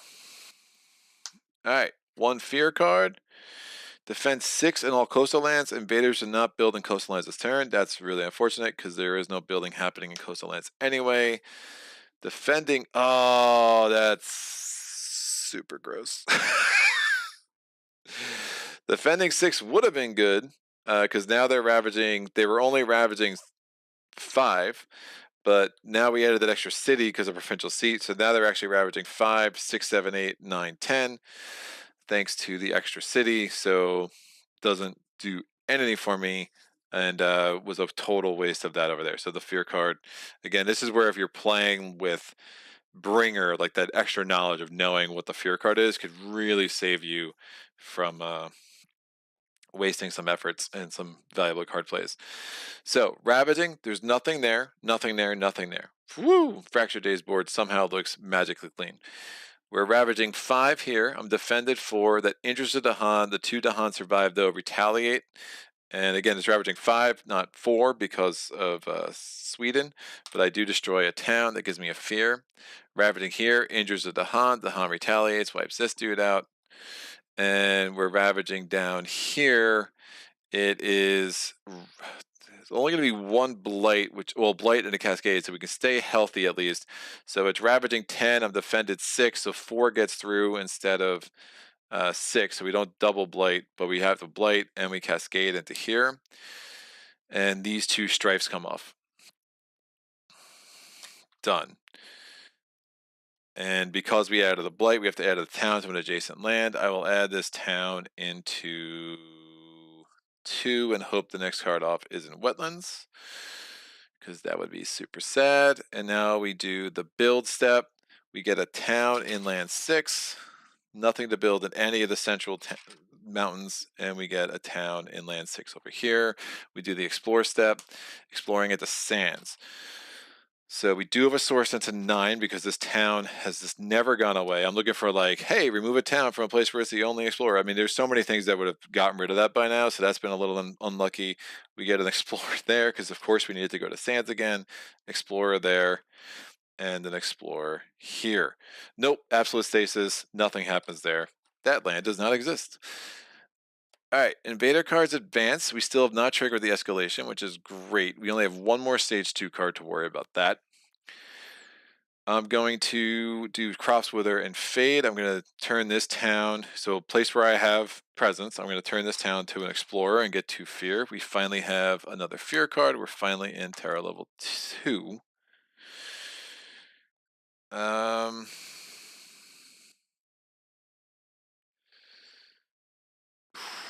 Woof.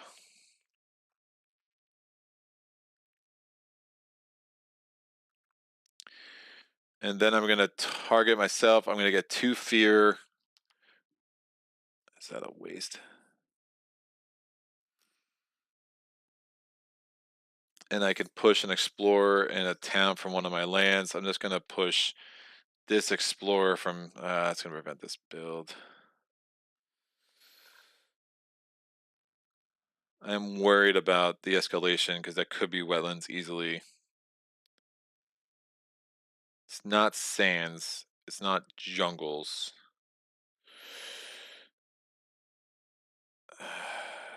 I'll move. I do want to prevent that build though. If it's wetlands, that's a problem. No, it could be jungles. It's not sands. It's not mountains. I will just move this. Do I want to double build there accidentally? That's gross. Let me it's 50-50, it's wetlands. I mean, I can't let that explore and then add a town. That'd just be the worst. I will move this dude. I mean, it could be jungles too, so that would trigger that. I'll just move this dude down here because, 3 is already a mess. So that's done. I got the extra 2 Fear from that. I have no slut powers with Fractured, so that's good. This goes here. Done. This time comes back on the board. These come down. I'm definitely having to reclaim over there with Fractured. Those come out. I am brokety broke. And I never actually put out the dice for this, but it was 4-2-2, which was unfortunate. Gonna have to reclaim again too. So that's one. Yeah, I'm gonna have to reclaim again, which is gonna slow him down pretty substantially. So kind of in a reclaim loop. So that's the one thing with Fracture giving him the extra card. I probably should have slowed my roll, especially since I realized I couldn't have done, since Mantle of Dread wasn't going to do anything for me anyway. No, I guess they all did something. They all did something for me. So, woof. Yeah,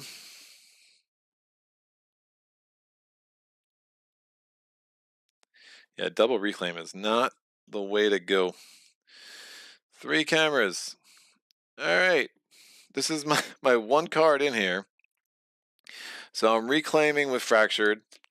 So Absolute Stasis, Sky Stretches to Shore. Oh, did I forget a second power? I don't think I did. I'm gonna forget the past returns. Where's the first power I forgot? Did I forget any powers? How do I shouldn't have 2 majors. No. Oh yeah, I forgot one. I need to forget a second. What did I just play? I played Focus, Absolute Stasis, and Sky Stretches to Shore. So I will forget Poor Time Sideways because I'm never using it. Am I ever using it? Oof.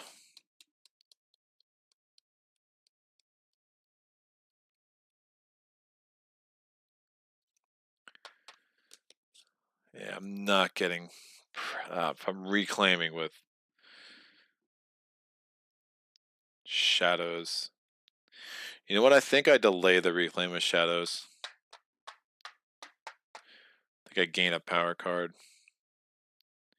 Get this presence off, then I'll reclaim. I'll have a bunch of energy. I think that's the better move. So I have to forget a card. I'm going to forget... There's an outside chance I'm going to want to use 4 times sideways, so just in case.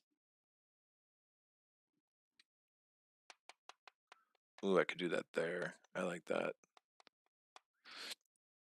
I'll forget the past returns again.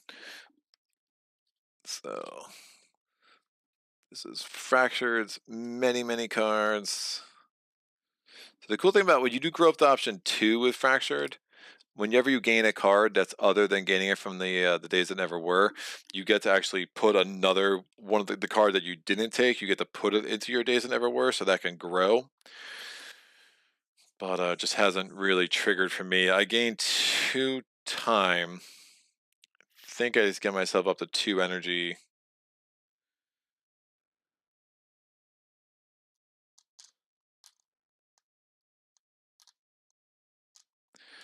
I've had no defense. Oh, I've had no defense at all.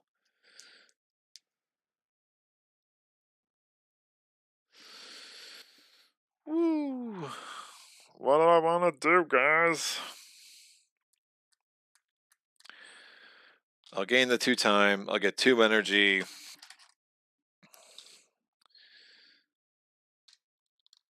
could absolute stasis 6, which isn't crazy.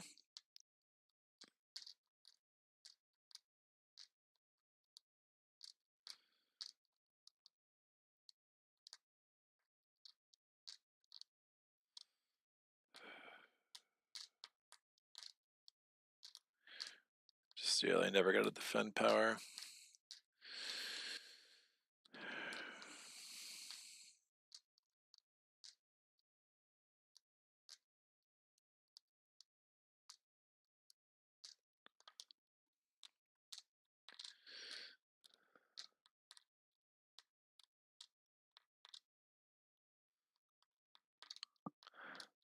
Considering 4 times sideways, but oh, that would cost me 3 time. That would totally derail me for the rest of the game.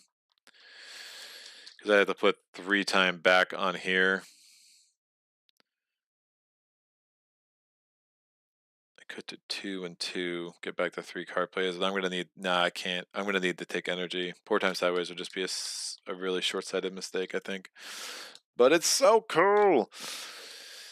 This guy building here is gross. Having 0 defend powers in my starting powers was not good for fractured late game. All right. I'm going to, instead of fully punting this turn, I think I get the energy out, so they'll just give me a lot more energy to play with next turn. So I'm going to do growth option 2. I'm going to take a presence from there. It's going to give me 3 energy. I know this is one of my card plays. 3 energy from the presence track. I'm gaining a minor power. Carapace land is defend 3. If you have 2 earth, it's going to be defend 6. I'm not going to have 2 earth. If I'm targeting a land with the badlands, it's 1 range. Otherwise, I'm sorry, targeting a land with a beast is +1 range. Otherwise, it is range 0. Bats scout for raids by darkness. For each Dahan, 1 damage to cities or towns, or 1 fear, gather up to 2 Dahan. That's my second one. Gold's a lore, gather 1 explorer in town into a mountain, add a strife, that could be very strong, and gift of twin days. Once its turn, target spirit may repeat the lowest cost power card they have in play, but paying its cost again. But I'm energy poor, so that's kind of a bad idea. This gives me my elements. I really need fire, though. I just haven't gotten any like moon fire combos at all, which is really bad for shadows. And I think that's why like all the new local plexi spirits are always going to have an element on their board, because you get in this place where you're so dependent on these card draws, and sometimes they just don't come in. Oh, they're really bad. Yeah, yeah. Bleh, I tell you. I don't know. Try to figure this in coordination with fractured over here. They do absolute stasis and blur the arc.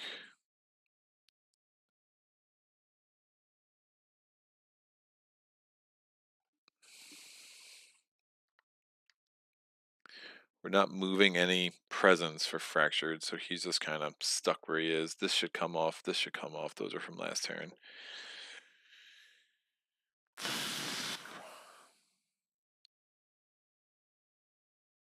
Add a presence. I have no.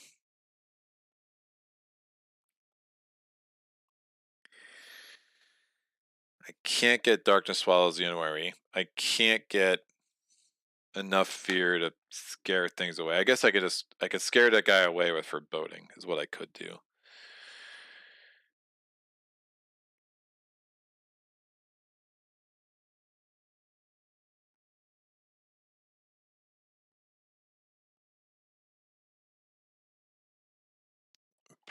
But I won't have.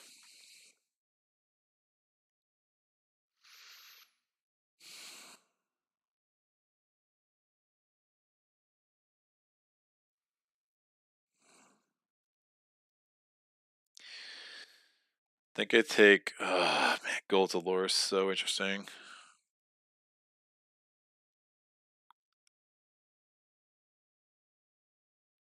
I wouldn't have the 2 air to be able to target that with Carapace land. There's not a beast there, so that's not going to do anything good for me. Man, I'm getting up to the. If I had gone to the 4-3-2 with Darkness Swallows, it would have been really, really strong. Just wasn't meant to be.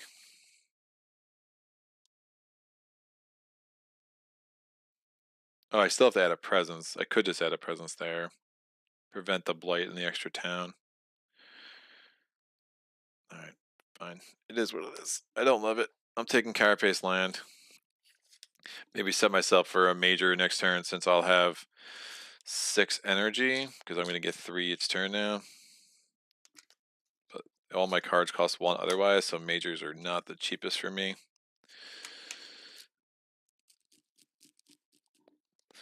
Great. I took Carapace land. So these are my 2 card plays. That's all I have. I have 1 air.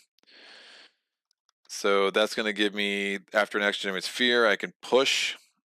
So I will make Foreboding happen in land 5.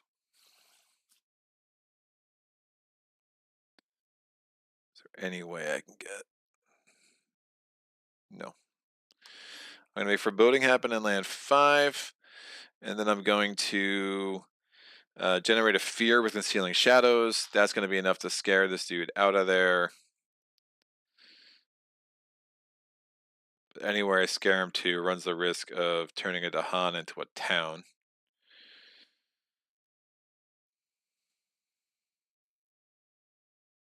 Except for 4. Fine, I'll push it into 4. So he's not going to build there. And Carapace land is going to just defend 3. Again, that was from last turn, the big red die. Woof.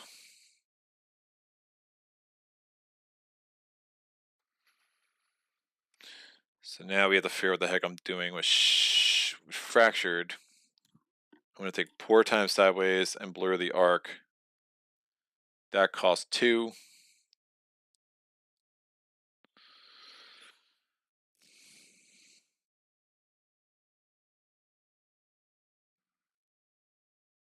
Could be jungles or it could be wetlands.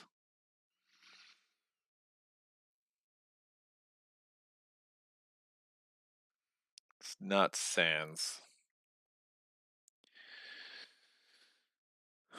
I'm going to just blur the arc. I'm not going to spend the time to do it twice. I'm just going to move 2 into here. And then I'm going to,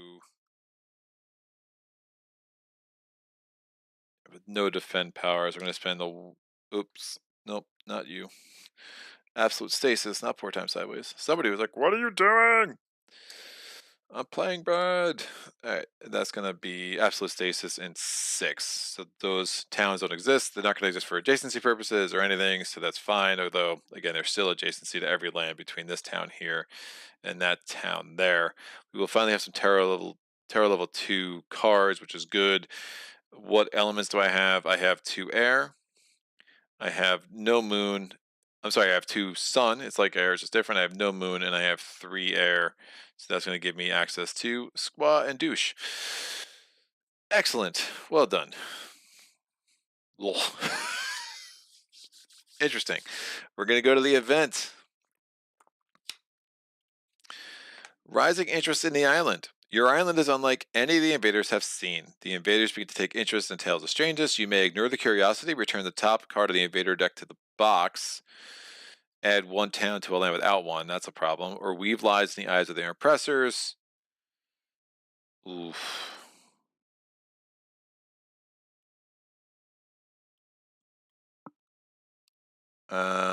Return the top fear card to the box, which I don't mind. Gets me to terror level 3 a lot quicker, especially with 10 fear there. But during the next normal ravage, each town or city does +1 damage, so they'd be ravaging. Again, it's 3 already because of Sweden, so it'd be 4 + 1. So my defend to 3 is at risk. This is absolute stasis, so those suckers don't exist.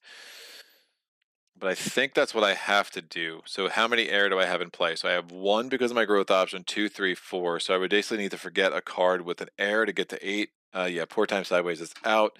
That's 8. So for top fear cards to the box, and now during the next normal ravage, towns and cities are doing +1 damage. So I'm going to add a reminder token onto the ravage action. And I'll put this card here. Add a beast to a jungle without blight, 1 fear if invaders are present on each board. So I'm going to add a beast there. There are no invaders present, but there is an invader present here. That's a fear. Please let me get rid of that frickin' town. And then on each board, add a... I'm about to cough really bad here. Better. And then on each board, add a wilds to a land with the Han. I will add a wilds. Well, this should flip. He's healed. I will prevent exploring there, and I'll prevent exploring there. Gang, this could be jungles or wetlands, so that is really strong. We're going to check this out. Enjoying the playthrough. What are the 5 fear per player in the fear pool? An event? If so, that sucks. Yeah, 5 fear per player in the fear pool was the Blighted Island card. So there's 2. There are 2 still healthy island cards that come with the Jagged Earth expansion, and one of them adds extra fear, depending on terror level, and the other one adds... what does the other one do? The other one makes you add a blight, so it's like 2 blight actually becomes 1, but it delays you getting the Blighted Island, so that's helpful, but it can be like super awful as well. Paul Dale, it's due to the still healthy island card effect. Thank you, Yerl. Should have seen that you already answered that question before I yammered on like a doofus. That's going to go there. A lovable doofus, hopefully. Depart the dangerous lands. Terror level 2. Remove 1 explorer town from a land with beast, disease, or 2 Dahan. Yes. You get out. Ah, crap. I am going to play. I'm going to lose a presence, too. Oh, that's so bad. Garbage. Garbage, I tell you. Those don't exist, so I can't take it from there. But I can take this guy away and prevent that build. Oh, I mean, I can take this guy away and prevent this build. Yeah, let me clear out the inland. Again, you're removing, it doesn't generate fear. It's not great. But it is what it is. I'm going to go Blighted Island, kids. Alright, so we're ravaging in mountains. Those don't exist. Nothing to ravage there. I am ravaging here. It would have been 4, but now it's 5. Thank you to the fear card, but I still think I chose the right way. I just gambled that I would get a little bit lucky with the event card, but I got lucky in other ways. But now we had our last blight here. Before I destroy that presence, we will flip this over. We were going to get the next event card. We immediately flip it over, and it's Tipping Point. No, it's not. Unintended land crumbles. On each board, add a blight to a land adjacent to blight. So, where's all my blight? Here it is. I need more blight. I need more blight.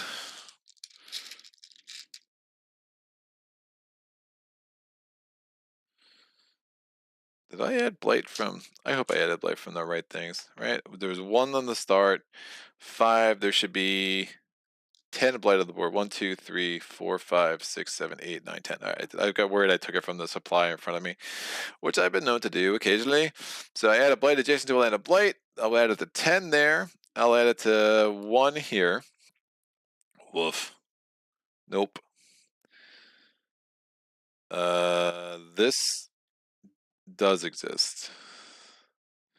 I prevented that from existing. I think. Oof. I'll add it. Blight over here is helpful for me, so I'll add it there. Remember, because I can gather 5, get a ton of fear, whatever. Spirits may prevent this in any all boards. Oh, this is on each invader phase. What am I doing? What am I doing? On each board, each invader phase, add a blight to a land additional blight. Spirits may prevent this in any boards. Each board to be protected requires paying 3 energy jointly or destroying 1 presence from that board. Never mind. So there's 8, but every invader phase I might have to add another one, which actually I can use it to my advantage. Oh, well. It's going to be a little slow for what I want to do over here, but yeah, each invader phase. So let me put a reminder on the event deck that that's now in play. I did remember the extra damage, so I'll take that off. And I have to, since I added a blight, I have to add a town to an adjacent land without cities or towns. I will add this to 1, which will be fine. I lose this presence, so that's a little unfortunate. I wish I did. If I had known that was going to be the case, I wouldn't have taken Carapace land and bothered putting a presence there, but such is the nature of Spirit Island. Alright, that will go there. So ravaging is done. We now go to building. Nothing to build in 5, nothing to build in 9. We get a town in 2. We get a town in 3. We get a town in 4. Oh my, what a miss. That's a lot of stuff there, which, again, I am 1, 2, 3, 4, 5 cities away. So if I get to Terra level 3, which I am 20, 25 fear away from Terra level 3, I need to figure out how I'm going to get through those 5 cities. We did the building, so now we go to the explore step. Wetlands, of course. So 1 explorer here. 1 explorer here. Why would it be jungles? Why would it be jungles? Yeah, it's going to be wetlands. Of course it's going to be wetlands. 2 explorers here. Well, I added 1, so there was already 1. I put another explorer there. We put my first explorer here and another explorer here. And that is awful. Woof. The escalation doesn't trigger, so we're done with the escalation's concerns. Never triggered once, which is nice. Trying to figure out if I can blitz this in such a way that I can win in the fast power phase 2 turns from now. I think that's my best shot. I'm in trouble otherwise. Alright, I'm gaining the slow power phase. I have no slow powers. These all go discard. We go to growth.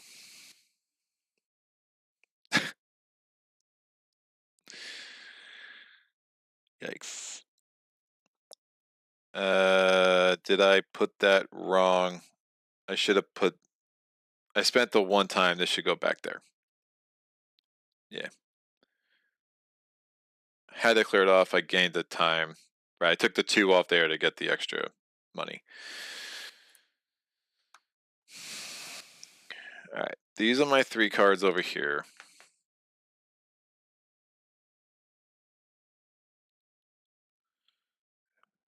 Not going to be able to get enough money to do what I want.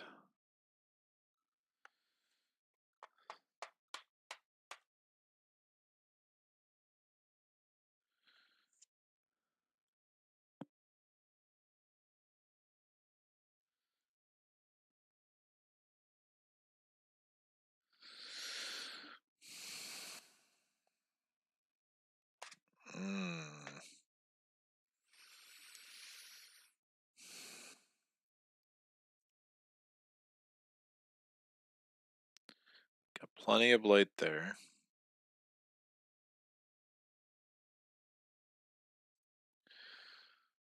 If I sleep and never awaken, Gain another card. Save up some energy for next turn. What are these again? Treacherous waterways. I can chase some fear. Bargain the power protection is trash. Rain of blood is not quite what the doctor ordered.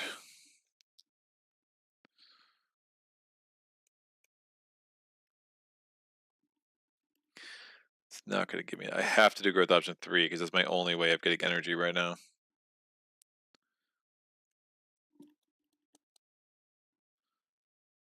Infested Aquifers, I can push that dude.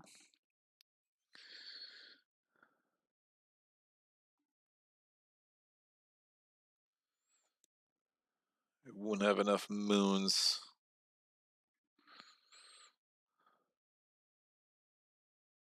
Not a Infested Aquifer, the Treacherous Waterways.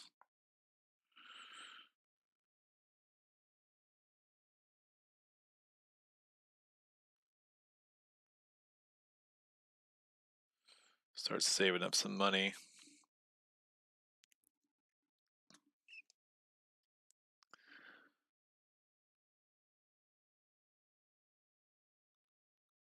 Or I could take Purifying Flame. That has some utility.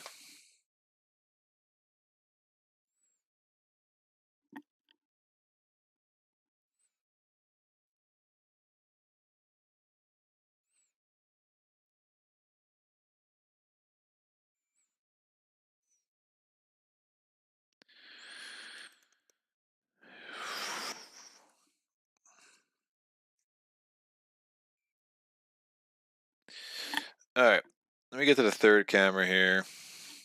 Sorry about this. I'm looking at, so these are the days that never were. These are the cards I have available to me. I'm going to have to play Sleep and Never Awaken. I'm going to save these two for next turn. And then I'm going to have to grab something from the days that never were. It's like Purifying Flame. Makes a little bit of sense.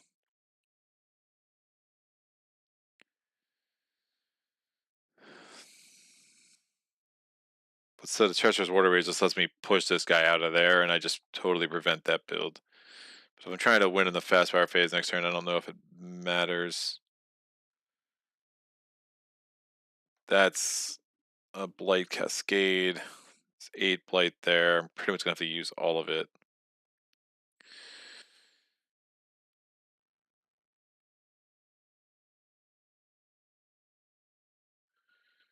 Prevent that action. That ravages 2. If I use 4,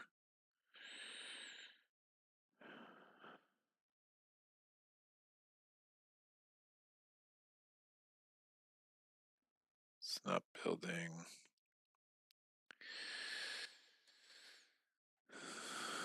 Push, damage, wetland. That's free. I could just chase some fear too, which is almost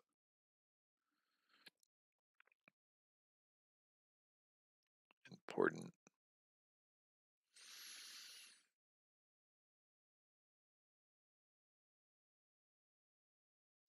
I'm gonna lose those to Hun, which is fine. I take Rain of Blood, just chase some fear.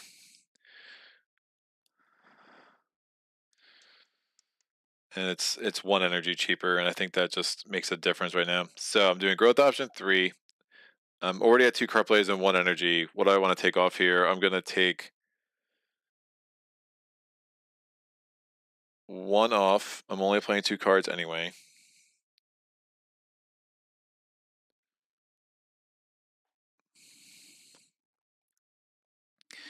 And then I'm gonna take 4 energy. And then I get 2 more energy from the Presence Track. That's looking healthier for next turn for sure. Then I could do Focus the land's anguish, sky that stretches to shores, and that's slow. Yeah, these are all slow. God, these are just really bad cards. It's not a good days that never were. Fast power, major powers. All right, that should help. I'm going to move a presence. I'm going to move this presence across the board to there. And I'm going to do Sleep and Never Waken. We're skipping all actions in land 4, and I can remove 2 explorers. That's going to give me a fear. So skipping all actions in 4, I'll put a reminder here and here. Done. And now Rain of Blood, again, just chasing some fear, make sure I get up to Terror level 3. I can do an element check. It's not a lot though. It's 1 moon, 1 sun, and 2 air, so I don't trigger any of my innates. And the 1 sun is from the Trek, which makes some sense. All right, I have to reclaim cards over here with our friend Shadows. Carapace Land turned out to be garbage, Concealing, Mantle, Crops. I mean, just a ton of cards. I'm gonna gain a major, I think, just to kind of see if I can set myself up for next turn. So looking at major power cards, Rapid Wings of Sunlight, move up to 5 to Han from target land to any land, defend 5 in that land that has a sun and an air and an animal. Grant Hatred at Ravenous Form for each blight or strife in target land, 1 fear and 2 damage. If this destroys all invaders in target land, add a beast. Wings of Rust and Atrophy, 1 fear, defend 3, replace a city with a town or a town with an explorer. If I have 3 air, 2 water, and 2 plant, repeat this power. And then Tiger's Hunting, range 1 from where you have presence in a jungle. Land cannot have blight, 2 fear, add a beast, gather a beast, 1 damage per beast. None of that's especially helpful.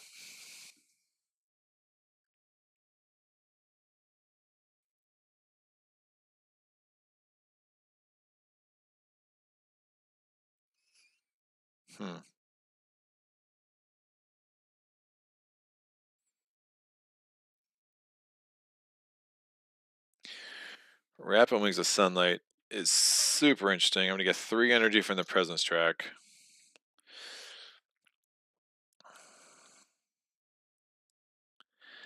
But these cities are a disaster. Winds of Rust and Atrophy could be very nice just to make a city into a town next turn. Are there any cities building this turn? No. No.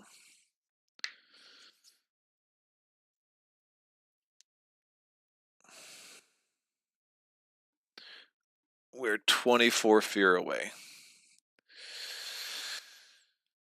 1 fear and 2 damage. I'm not getting another blight in there.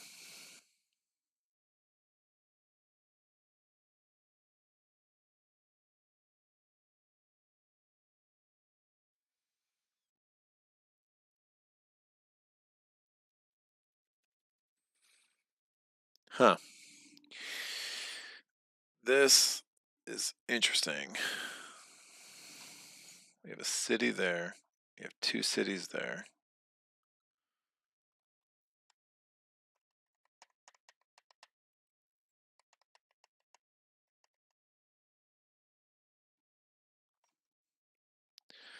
Three card plays. This does hit my elements. 6 energy. I'm going to take Grant Hatred.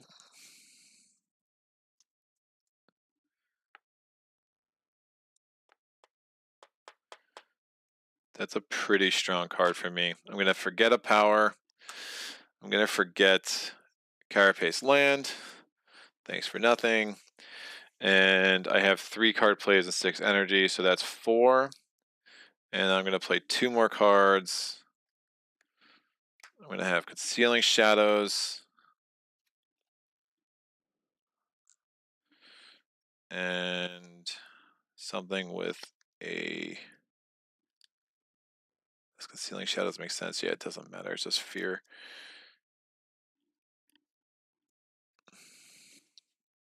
I don't need to defend anywhere.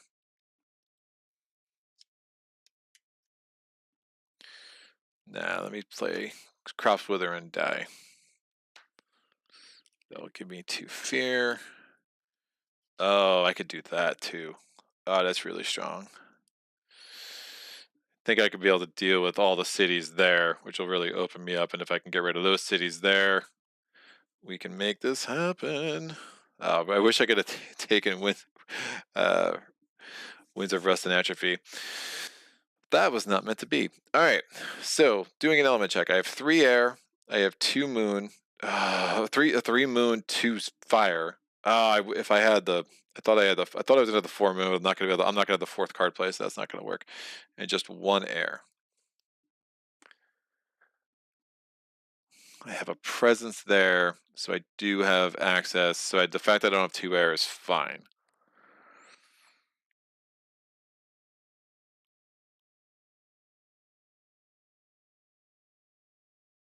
All right. I'm going to do. So I have the 1st and 2nd level of Foreboding, which is great. Oh, no, sorry, I have the 2nd and 3rd level. I don't have the 1st level. It's still great. So I'm going to do Foreboding on land number 4.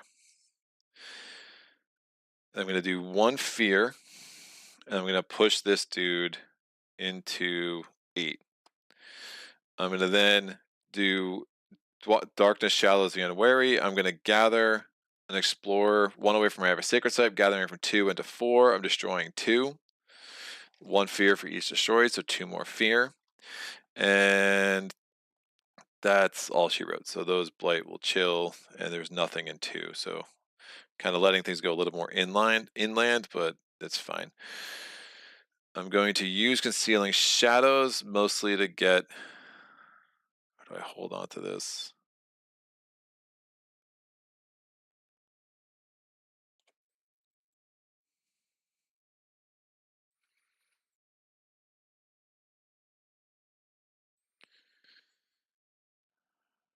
I could do that next turn too. That's fine. I don't want to do Concealing Shadows. I'll do Mantle of Dread. It'll be good for fear. Yeah, it's my last chance to go. Favors Called Do also is good for fear. It's even better for fear. Great. Yeah, it's even better. So it doesn't change my elements at all. It just kind of switches up what I want to do because I'm broke, but it's going to give me another to get 3 fear, which I might need every bit of fear. So I'm not doing Concealing Shadows. So I did not take the fear of Concealing Shadows. All of these suckers are slow. The only fear, again, I took the 3 fear, 1 because of Foreboding, and then 2 because I destroyed 2 explorers. I still had those elements the way it is. Rain of Blood's going to give me a ton of fear. I have no more innates. Now we go to the invader phase. I'm going to destroy a presence from east to prevent the strife. To prevent the blight. I will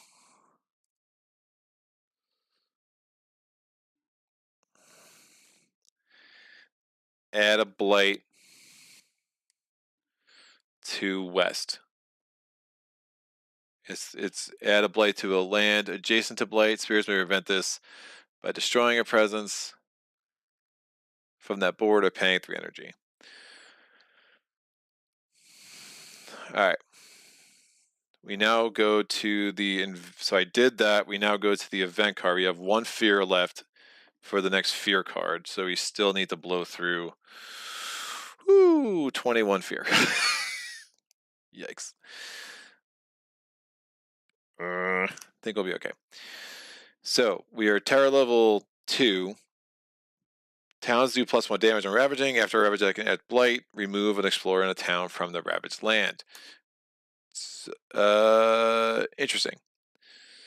So we'll have to add a town anyway because of Sweden, but we'll be taking the town away. Oh, that's going to cascade. I'm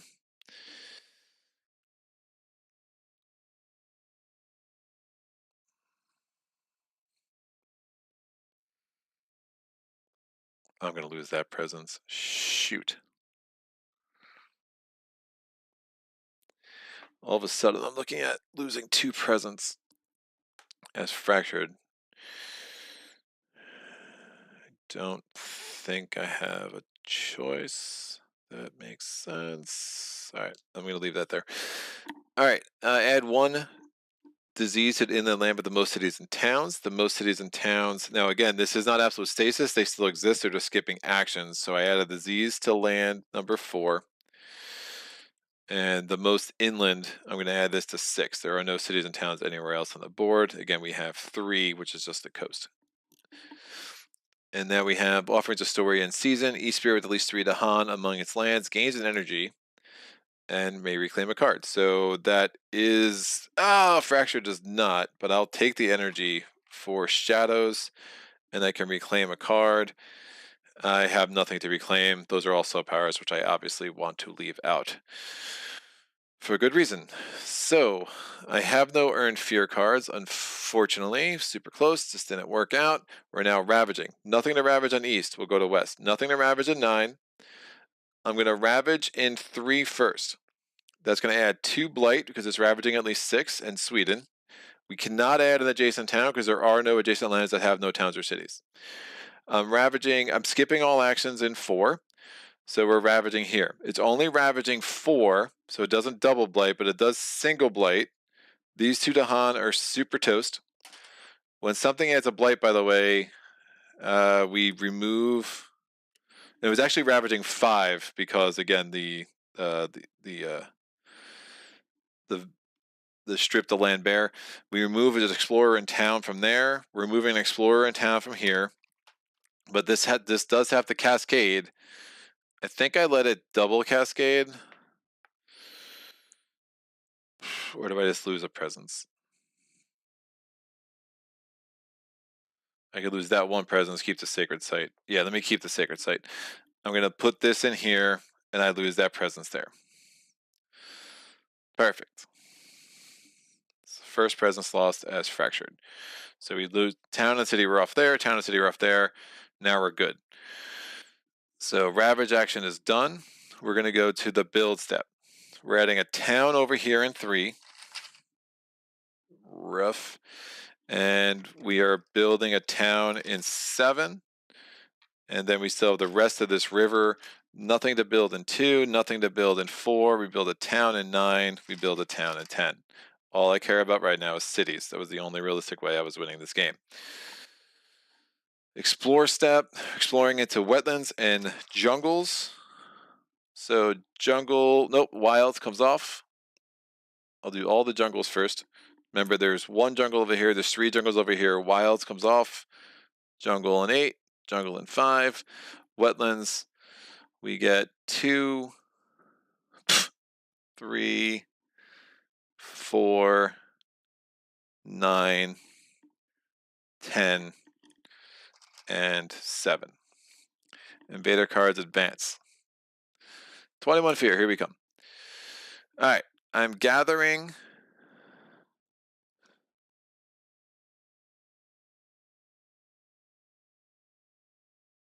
Up to 4 Dahan into 9. Now I have more Dahan than invaders. I get 3 fear, remainder 2 fear card.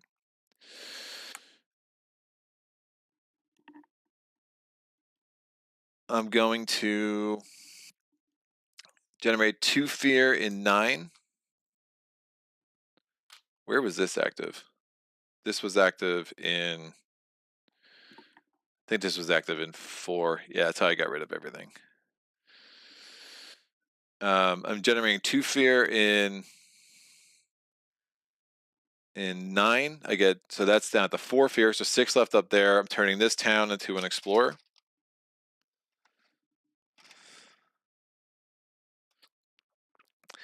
So crops wither and fade is done. So I unfortunately was not able to use that on a city, which would have been ideal. But now I get this for each. I'm going to one away from my presence. I have presence in 2, so I'm targeting land 3. For each strife or blight, there's 2 blight there. I can do 1 fear, so there's 2 blight, so 2 fear, 2 damage, so 4 damage total. So I'm wiping out the city and one of these explorers. That's 2 more fear. So I'm now 12 fear away, which is great. And if I wiped out all the invaders, I would add a beast. I did not. If I had an extra moon, I would have been able to add strife in 3 adjacent towns. I do not. Rain of blood, I'm just getting 3 fear. Remainder 1 fear card. All right. These go away. If I can get 9 more fear, I'll have 3 stage terror level 3 fear cards, which is really, really strong, which could be really nice. This comes back. I didn't spend any time. These go away. Discard pile. Discard pile. Checking the elements. Hey, if you like Too Many Bones, you like Spirit Island, are totally different games. If you will like Too Many Bones, but you like Spirit Island, or are they totally different games? They are totally different games. I think so. I mean, if you love Too Many Bones, maybe not. If you love Spirit Island, you're gonna have to get used to, I think, a little bit more zaniness, and like, it's kind of, there's just a lot of wacky, crazy stuff that happens in Too Many Bones. And Spirit Island, I don't is generally a little bit more like you're not gonna get killed before you have a turn in Spirit Island, unless you're playing on a thematic board sometimes. Which can obviously happen in Too Many Bones. So yeah, they're very different games, but I definitely think Spirit Island is worth checking out. Unfortunately, checking it out now is a lot more expensive than it used to be, because you have the base game, Branching Claw, and Jagged Earth, and now you're gonna have Horizons. You're gonna have a whole bunch of stuff. I probably should have come here so you could have seen this board, but we'll get back to the 3 cameras now, because I'm back to growth. Woo! All right. Well, here it goes. I'm going to clear this off to get 3 card plays, and I'll add this to time. I'm going to get 4 energy, because I'm going to take 1 time and 4 energy, and then I'm going to get 2 more energy because of the presence track. I'm going to have Sky Stretches to Shore, Focus the Land's Anguish, so that's 6. I have 3 more energy. And is there anything worth doing? Smothering Infestation, maybe? Man. Is any of these fast? No, none of these are fast. I don't see the points. Just not good powers. Well,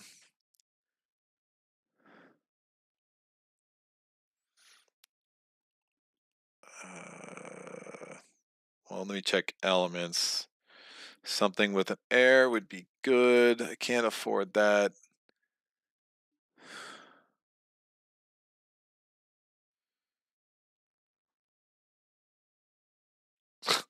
Within 1 of your presence is useless. All right, Purifying Flame. That at least gives me some elements that I can potentially have some fun with. So 5, 1, 1, 2, 3, 1. So I had 3. I ended up with 6 more, so that was 9, and I just put out 7. I can move a presence. I don't want to. I want to keep my sacred site there. The question is, how the heck am I dealing with all 3 of those cities? I don't know. It's gonna be tough. But I'll have a lot of fear, and I should have 3 Terror level 3 fear cards, so I think that's gonna be what I'm looking for here. I have 3, 4 sun, and 2 air. So I'd have the bottom level of this. I have no moon. Shadows. Shadows is... I'm going to get 3 energy from there. I can get 4 energy from here. The question is, is 4 energy enough? Do I gain a power card? Try to get a major. What do I get for a minor? If I only get 5 energy, it'll give me 6 energy. There's enough majors that might actually work out for me, so I will get a major. That costs 4, Mist of Oblivion, but it's slow. Dissolve the Bonds of Kinship is slow. Indomitable Claim. Ooh. That costs 4, and Sweep into the Sea is slow.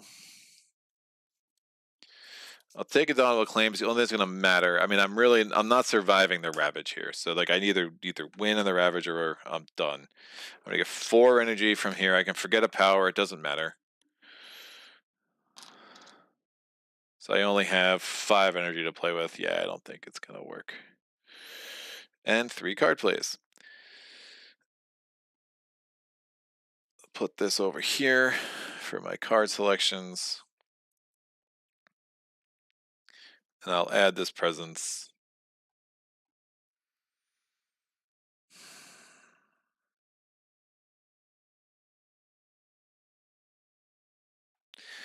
It's not going to matter.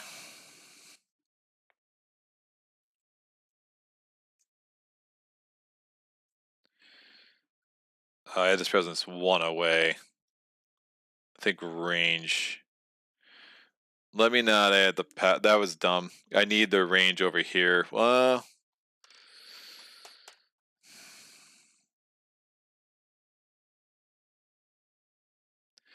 Blight Cascade.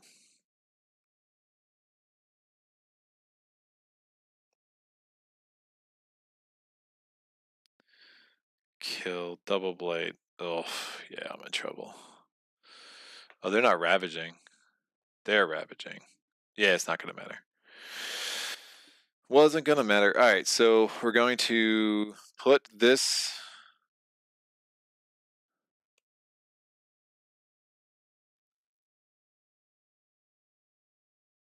Fracture's on its own. I need to get lucky with 3 major powers, I think.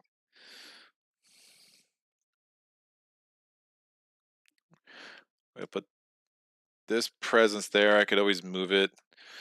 I'm going to play 3 card plays and then slip the flow of times. It'll give me a 4th card play. So here's what I got. I'm going to change this up.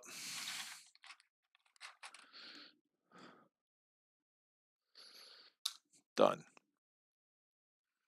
I only care about cities. So I'm going to push 3 Dahan into here. I'm going to do my element check. I have 4 moon, 2 air, and only 1 fire, because I just was not drawing fire at all.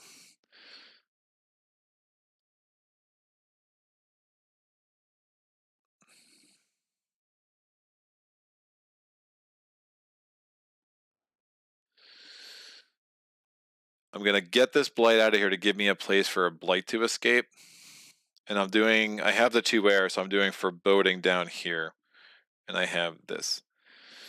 So I'm doing Foreboding down here, which is going to allow me to ignore range because I have the 2 air.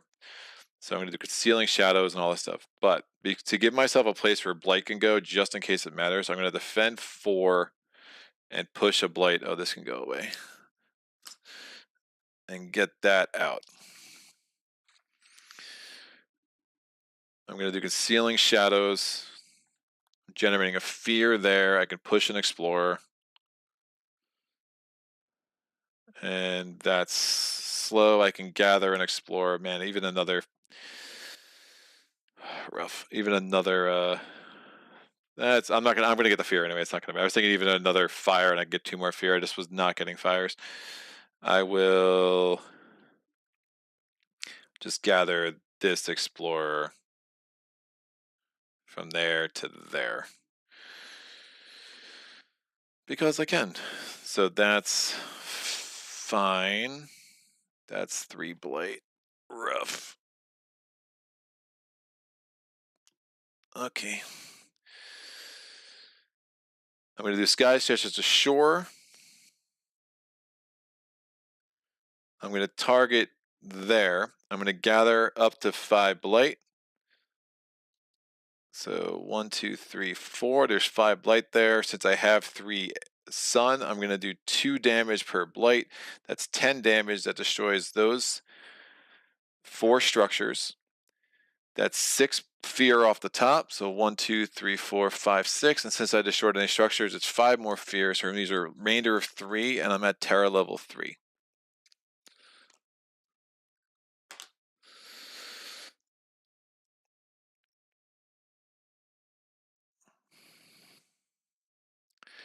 And I am gonna need to get lucky. I'm gonna need to get like remove 3 health of invaders on each board. So let's go back to that view. Sorry, but I keep forgetting to check that off. I will get used to that eventually, I promise. But yeah, this is a decently close playthrough. I think I'm gonna come up a little bit short, but I do have 3 fear cards. It is Terra level 3. Terra level fear cards can make a huge difference. So on Blighted Islands, I'm a little reluctant to remove too much. Reality is, blighting there, Blight Cascade is just silly. I mean, I did it just to give myself another option, but oh man, I'm going to add a blight because a lot of the times blighted land effects is like add a blight or remove 2 presents to prevent it. So like, I think I just destroy a presence both times to deal with the unintended land crumbles. Untended, not unintended. Untended. It's different. Woo!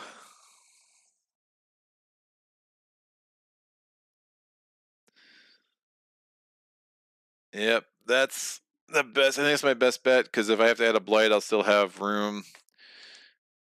Yeah, we're in trouble, I think. All right. The center crumbles. On each board with invaders, add a blight to an inland land. Spirits may defend this on any all boards by destroying 3 presents to an inland land. So I'm going to add a blight here. I can destroy 3 presents here. It doesn't matter because, you know, why would I?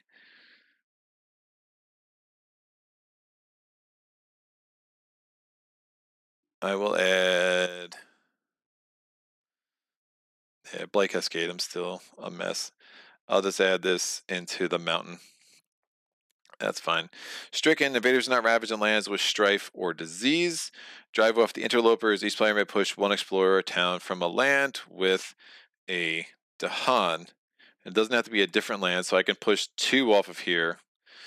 And maybe I'll get lucky with some super defend because I have 3 Dahan there. And I can have that ravage first. Again, you can choose the order that things happen. So that's done. Moment of truth. Right? It doesn't have to be a different land, and it doesn't say on each board. So I pushed off 2 of those suckers. Those are interlopers. Get away. Demoralize. Defend 3 in all lands. What a garbage card. Belief takes root. Each player may choose a different land who's up to 2 health of invaders per. That's also a garbage card. I can remove 2 health of invaders worth of invaders per presence. I can move these 2, and I can remove that. Oh, these are terrible Terra level 3 cards. And last but not least, and I should note, people are like, oh, you're supposed to order, like, do the fear cards in the order you get them. Yeah, I know.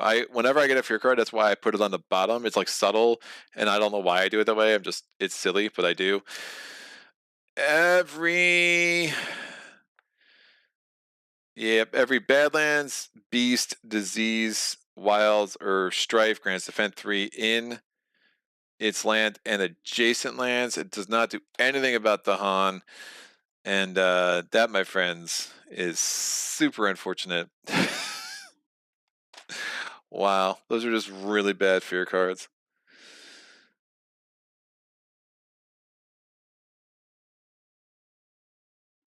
It's crazy, man. Like, the things that made me add the extra city, I kind of had everything else in control. They get defend 3. Doesn't do anything with the Han. I don't have any badlands. I have very few beasts.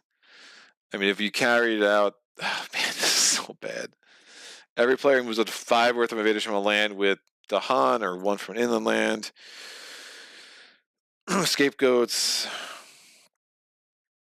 There we go. Dahan in Harden did 1 damage per Dahan present. Each player moves an explorer or a town. These weren't the strongest. So yeah, I needed the damage for Dahan there. I guess that was still going to leave me in trouble over there. And I only had 2 blight there. So this even wouldn't have happened. I would have obviously been able to do it as a fast power next turn though. But yeah, if you carry this out, so this is a beast and a disease. So this is defended 1 billion. So these guys are dead.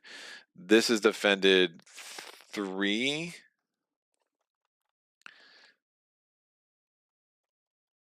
Oh, but I also have defend 3 in all lands. So this is defended 6, so that's good. This is defended 6, so that's good. This is defended 6, so that's good. So then it comes down to here, where I have nothing adjacent. It's defended 3, but it's ravaging. Oh, that's crazy. Yeah, it's ravaging 5, 6, 7, 8, 9, 10, 11. So that would be 2 blight. Remember, my Dahan don't take damage there, so I would have been able to like fight back and kill these guys. But obviously that's 2 blight. That's a 3rd blight. So that's nuts. Had I gotten the ability to just do damage with the Han, I could have cleared out the city. I would have been defended enough. Defended 3. There's nothing adjacent. Oh, it's so crazy. Yeah, had I been able to deal with this land, I survive into the slow power phase, which is super nuts. Of course, though, when they build, we build a city here now, a city here, a city here. So we'd have 3 more cities to deal with, and that would have been game over there. Super nuts. Sad face. David Coleman, sad face. Awesome.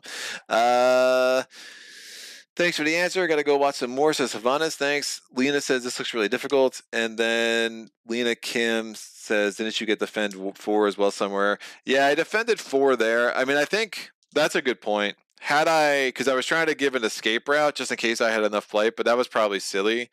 So if I didn't push that there, I have a defend 7 here, but defend 7 still isn't enough because that's ravaging 5, 6, 7, 8, 9, 10, 11. Defend 7 is still blights, cascades, which is why this is why I moved that blight, but that's a really good point. But yeah, it still wouldn't have been enough. Because again, the problem is unintended land crumbles is giving me blight. I didn't have enough presence with fractured. So if you think about how I just churned through blight with fractured, that I just wasn't able to make the math work. Now, if I was like, look, I was gung ho. I had to win in the fast power phase, so I was totally right about that. If I thought I could survive, do I do some things differently? Maybe do I gather and explore, prevent some bills, prevent the 3 extra cities? Maybe. I mean, it was tough. That was a really tough. Purifying flame is now garbage. I just have that 1 presence when fractured. Yeah, it's a tough I mean, it's cool. Like, this is where I think where the thematic boards shine a little bit, like where you just have this extra, like these multiple layers of difficulty added on top. Foreboding Shadows is really cool. I like it. I mean, it's definitely better than Shadows of the Dahan. A little bit more complicated. You do have to think through because it just requires you to understand, all right, targeting a land and what does that mean, and then understanding the different elemental thresholds. It's easy to forget what you have and what you don't. I mean, Fractured is super great. I mean, I do think the thing with Fractured, the lower the player count, the more you're just never using Poor Time Sideways.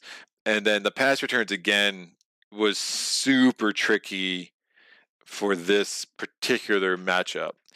because it wasn't like there was any one land type that you're like, oh yes, I would love to have jungles back. No, because that's horrible for the West. Oh, I'd love to have sands back. No, that's horrible for the West. Oh, I'd love to have wetlands back. Obviously, no. So the only land you're like, maybe you want back is mountains. But then if you do mountains, again, well, now the inside of your inland is getting hammered, and you need to keep the inland totally clean to have any chance. So like, it's not a very strong card in this particular setup where you just weren't able to make use of it. I do think, again, my days that never were cards were kind of garbage. I was able to use this combo together to some really nice effect, but other than that, I had very little that I was excited about in these major powers. I mean, it's just not very strong. Having zero defend really made it really difficult for me to get minor powers that made sense. I mean, livestock goes berserk is really helpful. The things that defend 6, they range 0, all those things have really work very well with fractured, and I got 0 of them. Right. The only defend power I got was with shadows over here, which was favor of the sun and starlit dark. I do think if this whole playthrough, if I was on level 4, I think I win this very handily the way it played out. The fact that you're adding a town every time you add a blight, it just adds up. It's more likely that you're going to start having cities as a result, and it's that much more damage you need to do to wipe out a land. It's really, really rough. Again, I was able to avoid that effect over here at land 3 just because it had no adjacent lands. It had cities or towns, right? So if you like, all right, let the corners go to crap a little bit, I had a little extra incentive to do that because of Focus the Land's Anguish. But yeah, these are just not good Days That Never Were cards. I mean, I'm never using Bargains of Power. Pillar of the Living Flame, I'm not using a card that adds more blight. I mean, it's just super bad. I mean, Smothering Infestation could have been nice. It doesn't hit my elements very strong. Cleansing Floods is a card I could have considered on this board. I think Cleansing Floods would have been great. Over here, Cleansing Floods is rough because, again, I don't have much presence out, and I only have 1 wetland. So it's not giving me a lot of target. And again, Cleansing Floods is only a range 1 card. So that's going to be a tough thing to make work for sure. But this is cool. Sad face. Yeah, I think Shadow is very difficult to get going. I haven't tried Foreboding though. Yeah, Shadows. If you watch my early Shadows video, I mean, if you can stomach the the bad tech, I just snorted. Yes, that's how I think about early Shadows. I think if you can stomach the bad tech with my my early Shadows video, I mean, I rail about how much I dislike Shadows in that video. I have actually done a pretty wild about face with Shadows. I really like him now, and I know that's going to make Kindred Serid podcast happy. So yeah, I really do like Shadows. He has 4 aspects, so you're gonna be seeing a lot of Shadows. I'm gonna try to get all the aspects on the channel before the end of the year, especially as I start to mingle in some of the Horizons, the new. I'm supposed to be getting a review copy of Horizons of Spirit Island. I'm going to be a little delayed. I guess Target sent out theirs early, and Greater Than Games is going to get me a copy hopefully within the next like 3 or 4 weeks. But so I'm excited to get that on the channel. But yeah, I'm going to see a lot of low complexity spirits in the next few months because I'm just going to be trying to work through the Horizon spirits as well as work through all the aspects. So this is my 3rd aspect on the channel. I will do Guard the Isles Heart with 3 of the low complexity spirits, all with aspects. I think that's the best way to feature that scenario with only base game content. I think that scenario really falls apart when you add the extra stuff. So I'm going to just stick with base game content with that and just kind of get that on the channel as soon as I can. But before that, I do have a patron challenge that Otis has for me. So look out for any of you Volcano and you Finder fans out there. Look out for that. That's going to be coming up. I think that's the next Spirit Island playthrough. So that'll be in 2 weeks. We're going to do a later start for him. So it's going to be later than normal. But so he can join in for that one. So that'll be super fun. Next, the rest of this week, tomorrow, I will be doing a Space Empires 4X playthrough, which originally was scheduled for today, but I put this on my table on Sunday to play with Tony, and I haven't taken it off since. So I'm like, we're flip-flopping days because I did not feel like putting this away yet. I wasn't quite done with it. So we'll do Space Empires 4X tomorrow. On Thursday, I'm going to be starting early at 11 a.m. We're going to get a playthrough of Imperium Legends with the Atlanteans. They're a much more, for me at least, they've been a much more fun faction to explore, much more than the Morians. So that should be great. And then next week we'll be back with Mage Knight.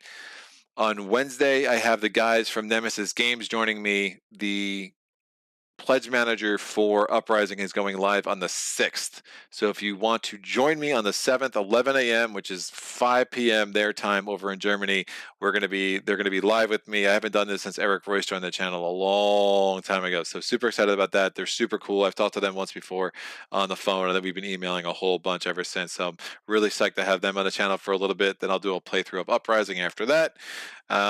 So yeah, just cool things going on. I'm always been really excited with what the channel's doing and where it's going. So thank you for all being part of that. Hope everyone has enjoyed the new card cam. I have a couple of patrons sent me an email today with some other ideas of things I could do with this little camera here. So super excited about that. Hey, we get a nice little, oh, look at that little angular view of the island to see what a mess it is.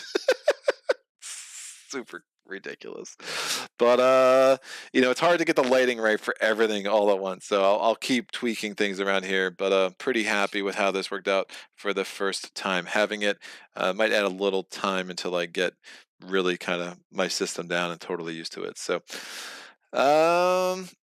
Lena says, looking forward to trying Foreboding. That's great. Clever Swine. When the card says target X, it will use a target logo instead of the word target. Yep. And then Spot the Dog comes out. That'd be awesome. Tony says, make sure Saget knows that Imperium is coming back. Yeah, I already told him. Saget was actually, he gives me a lot of grief, man, but he's hilarious. And he gave me some really good pointers on Imperium and recommended I try the Atlanteans next. And that was an excellent recommendation. I still have some serious gripes about that game, about the production, about the scoring, some things that are just very much not a hit for me. However, the gameplay has kind of grabbed me a little bit more about trying some of the more like unusual factions that kind of have some more interesting mechanics, at least for me. So, but I haven't played that in a while, so I'm definitely gonna have to polish that off before Thursday morning. So wish me luck on that for sure. But that was that. This was super fun. I will get back to the two cameras so you can see. How much we were away from the you win guy. Oof. Yeah, we still had 37 more fear. Woof. So think about how many fear. I mean, I should have been through one more fear card. Yeah. These are not good Tower level 3 fear cards, man. That's unfortunate.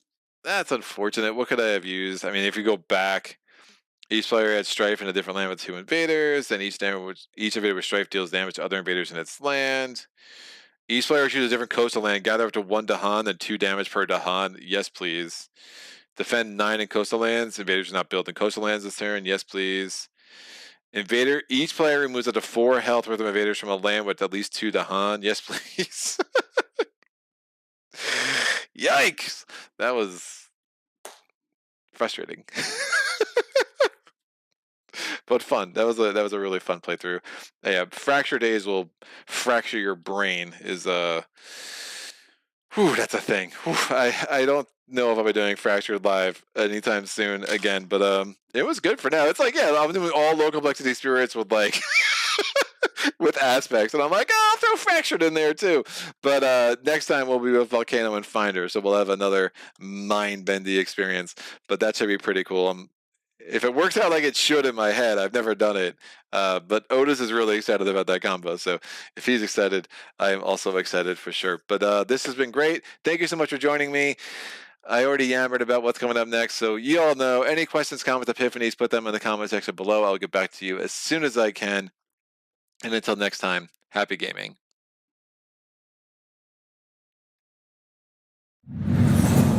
Solo.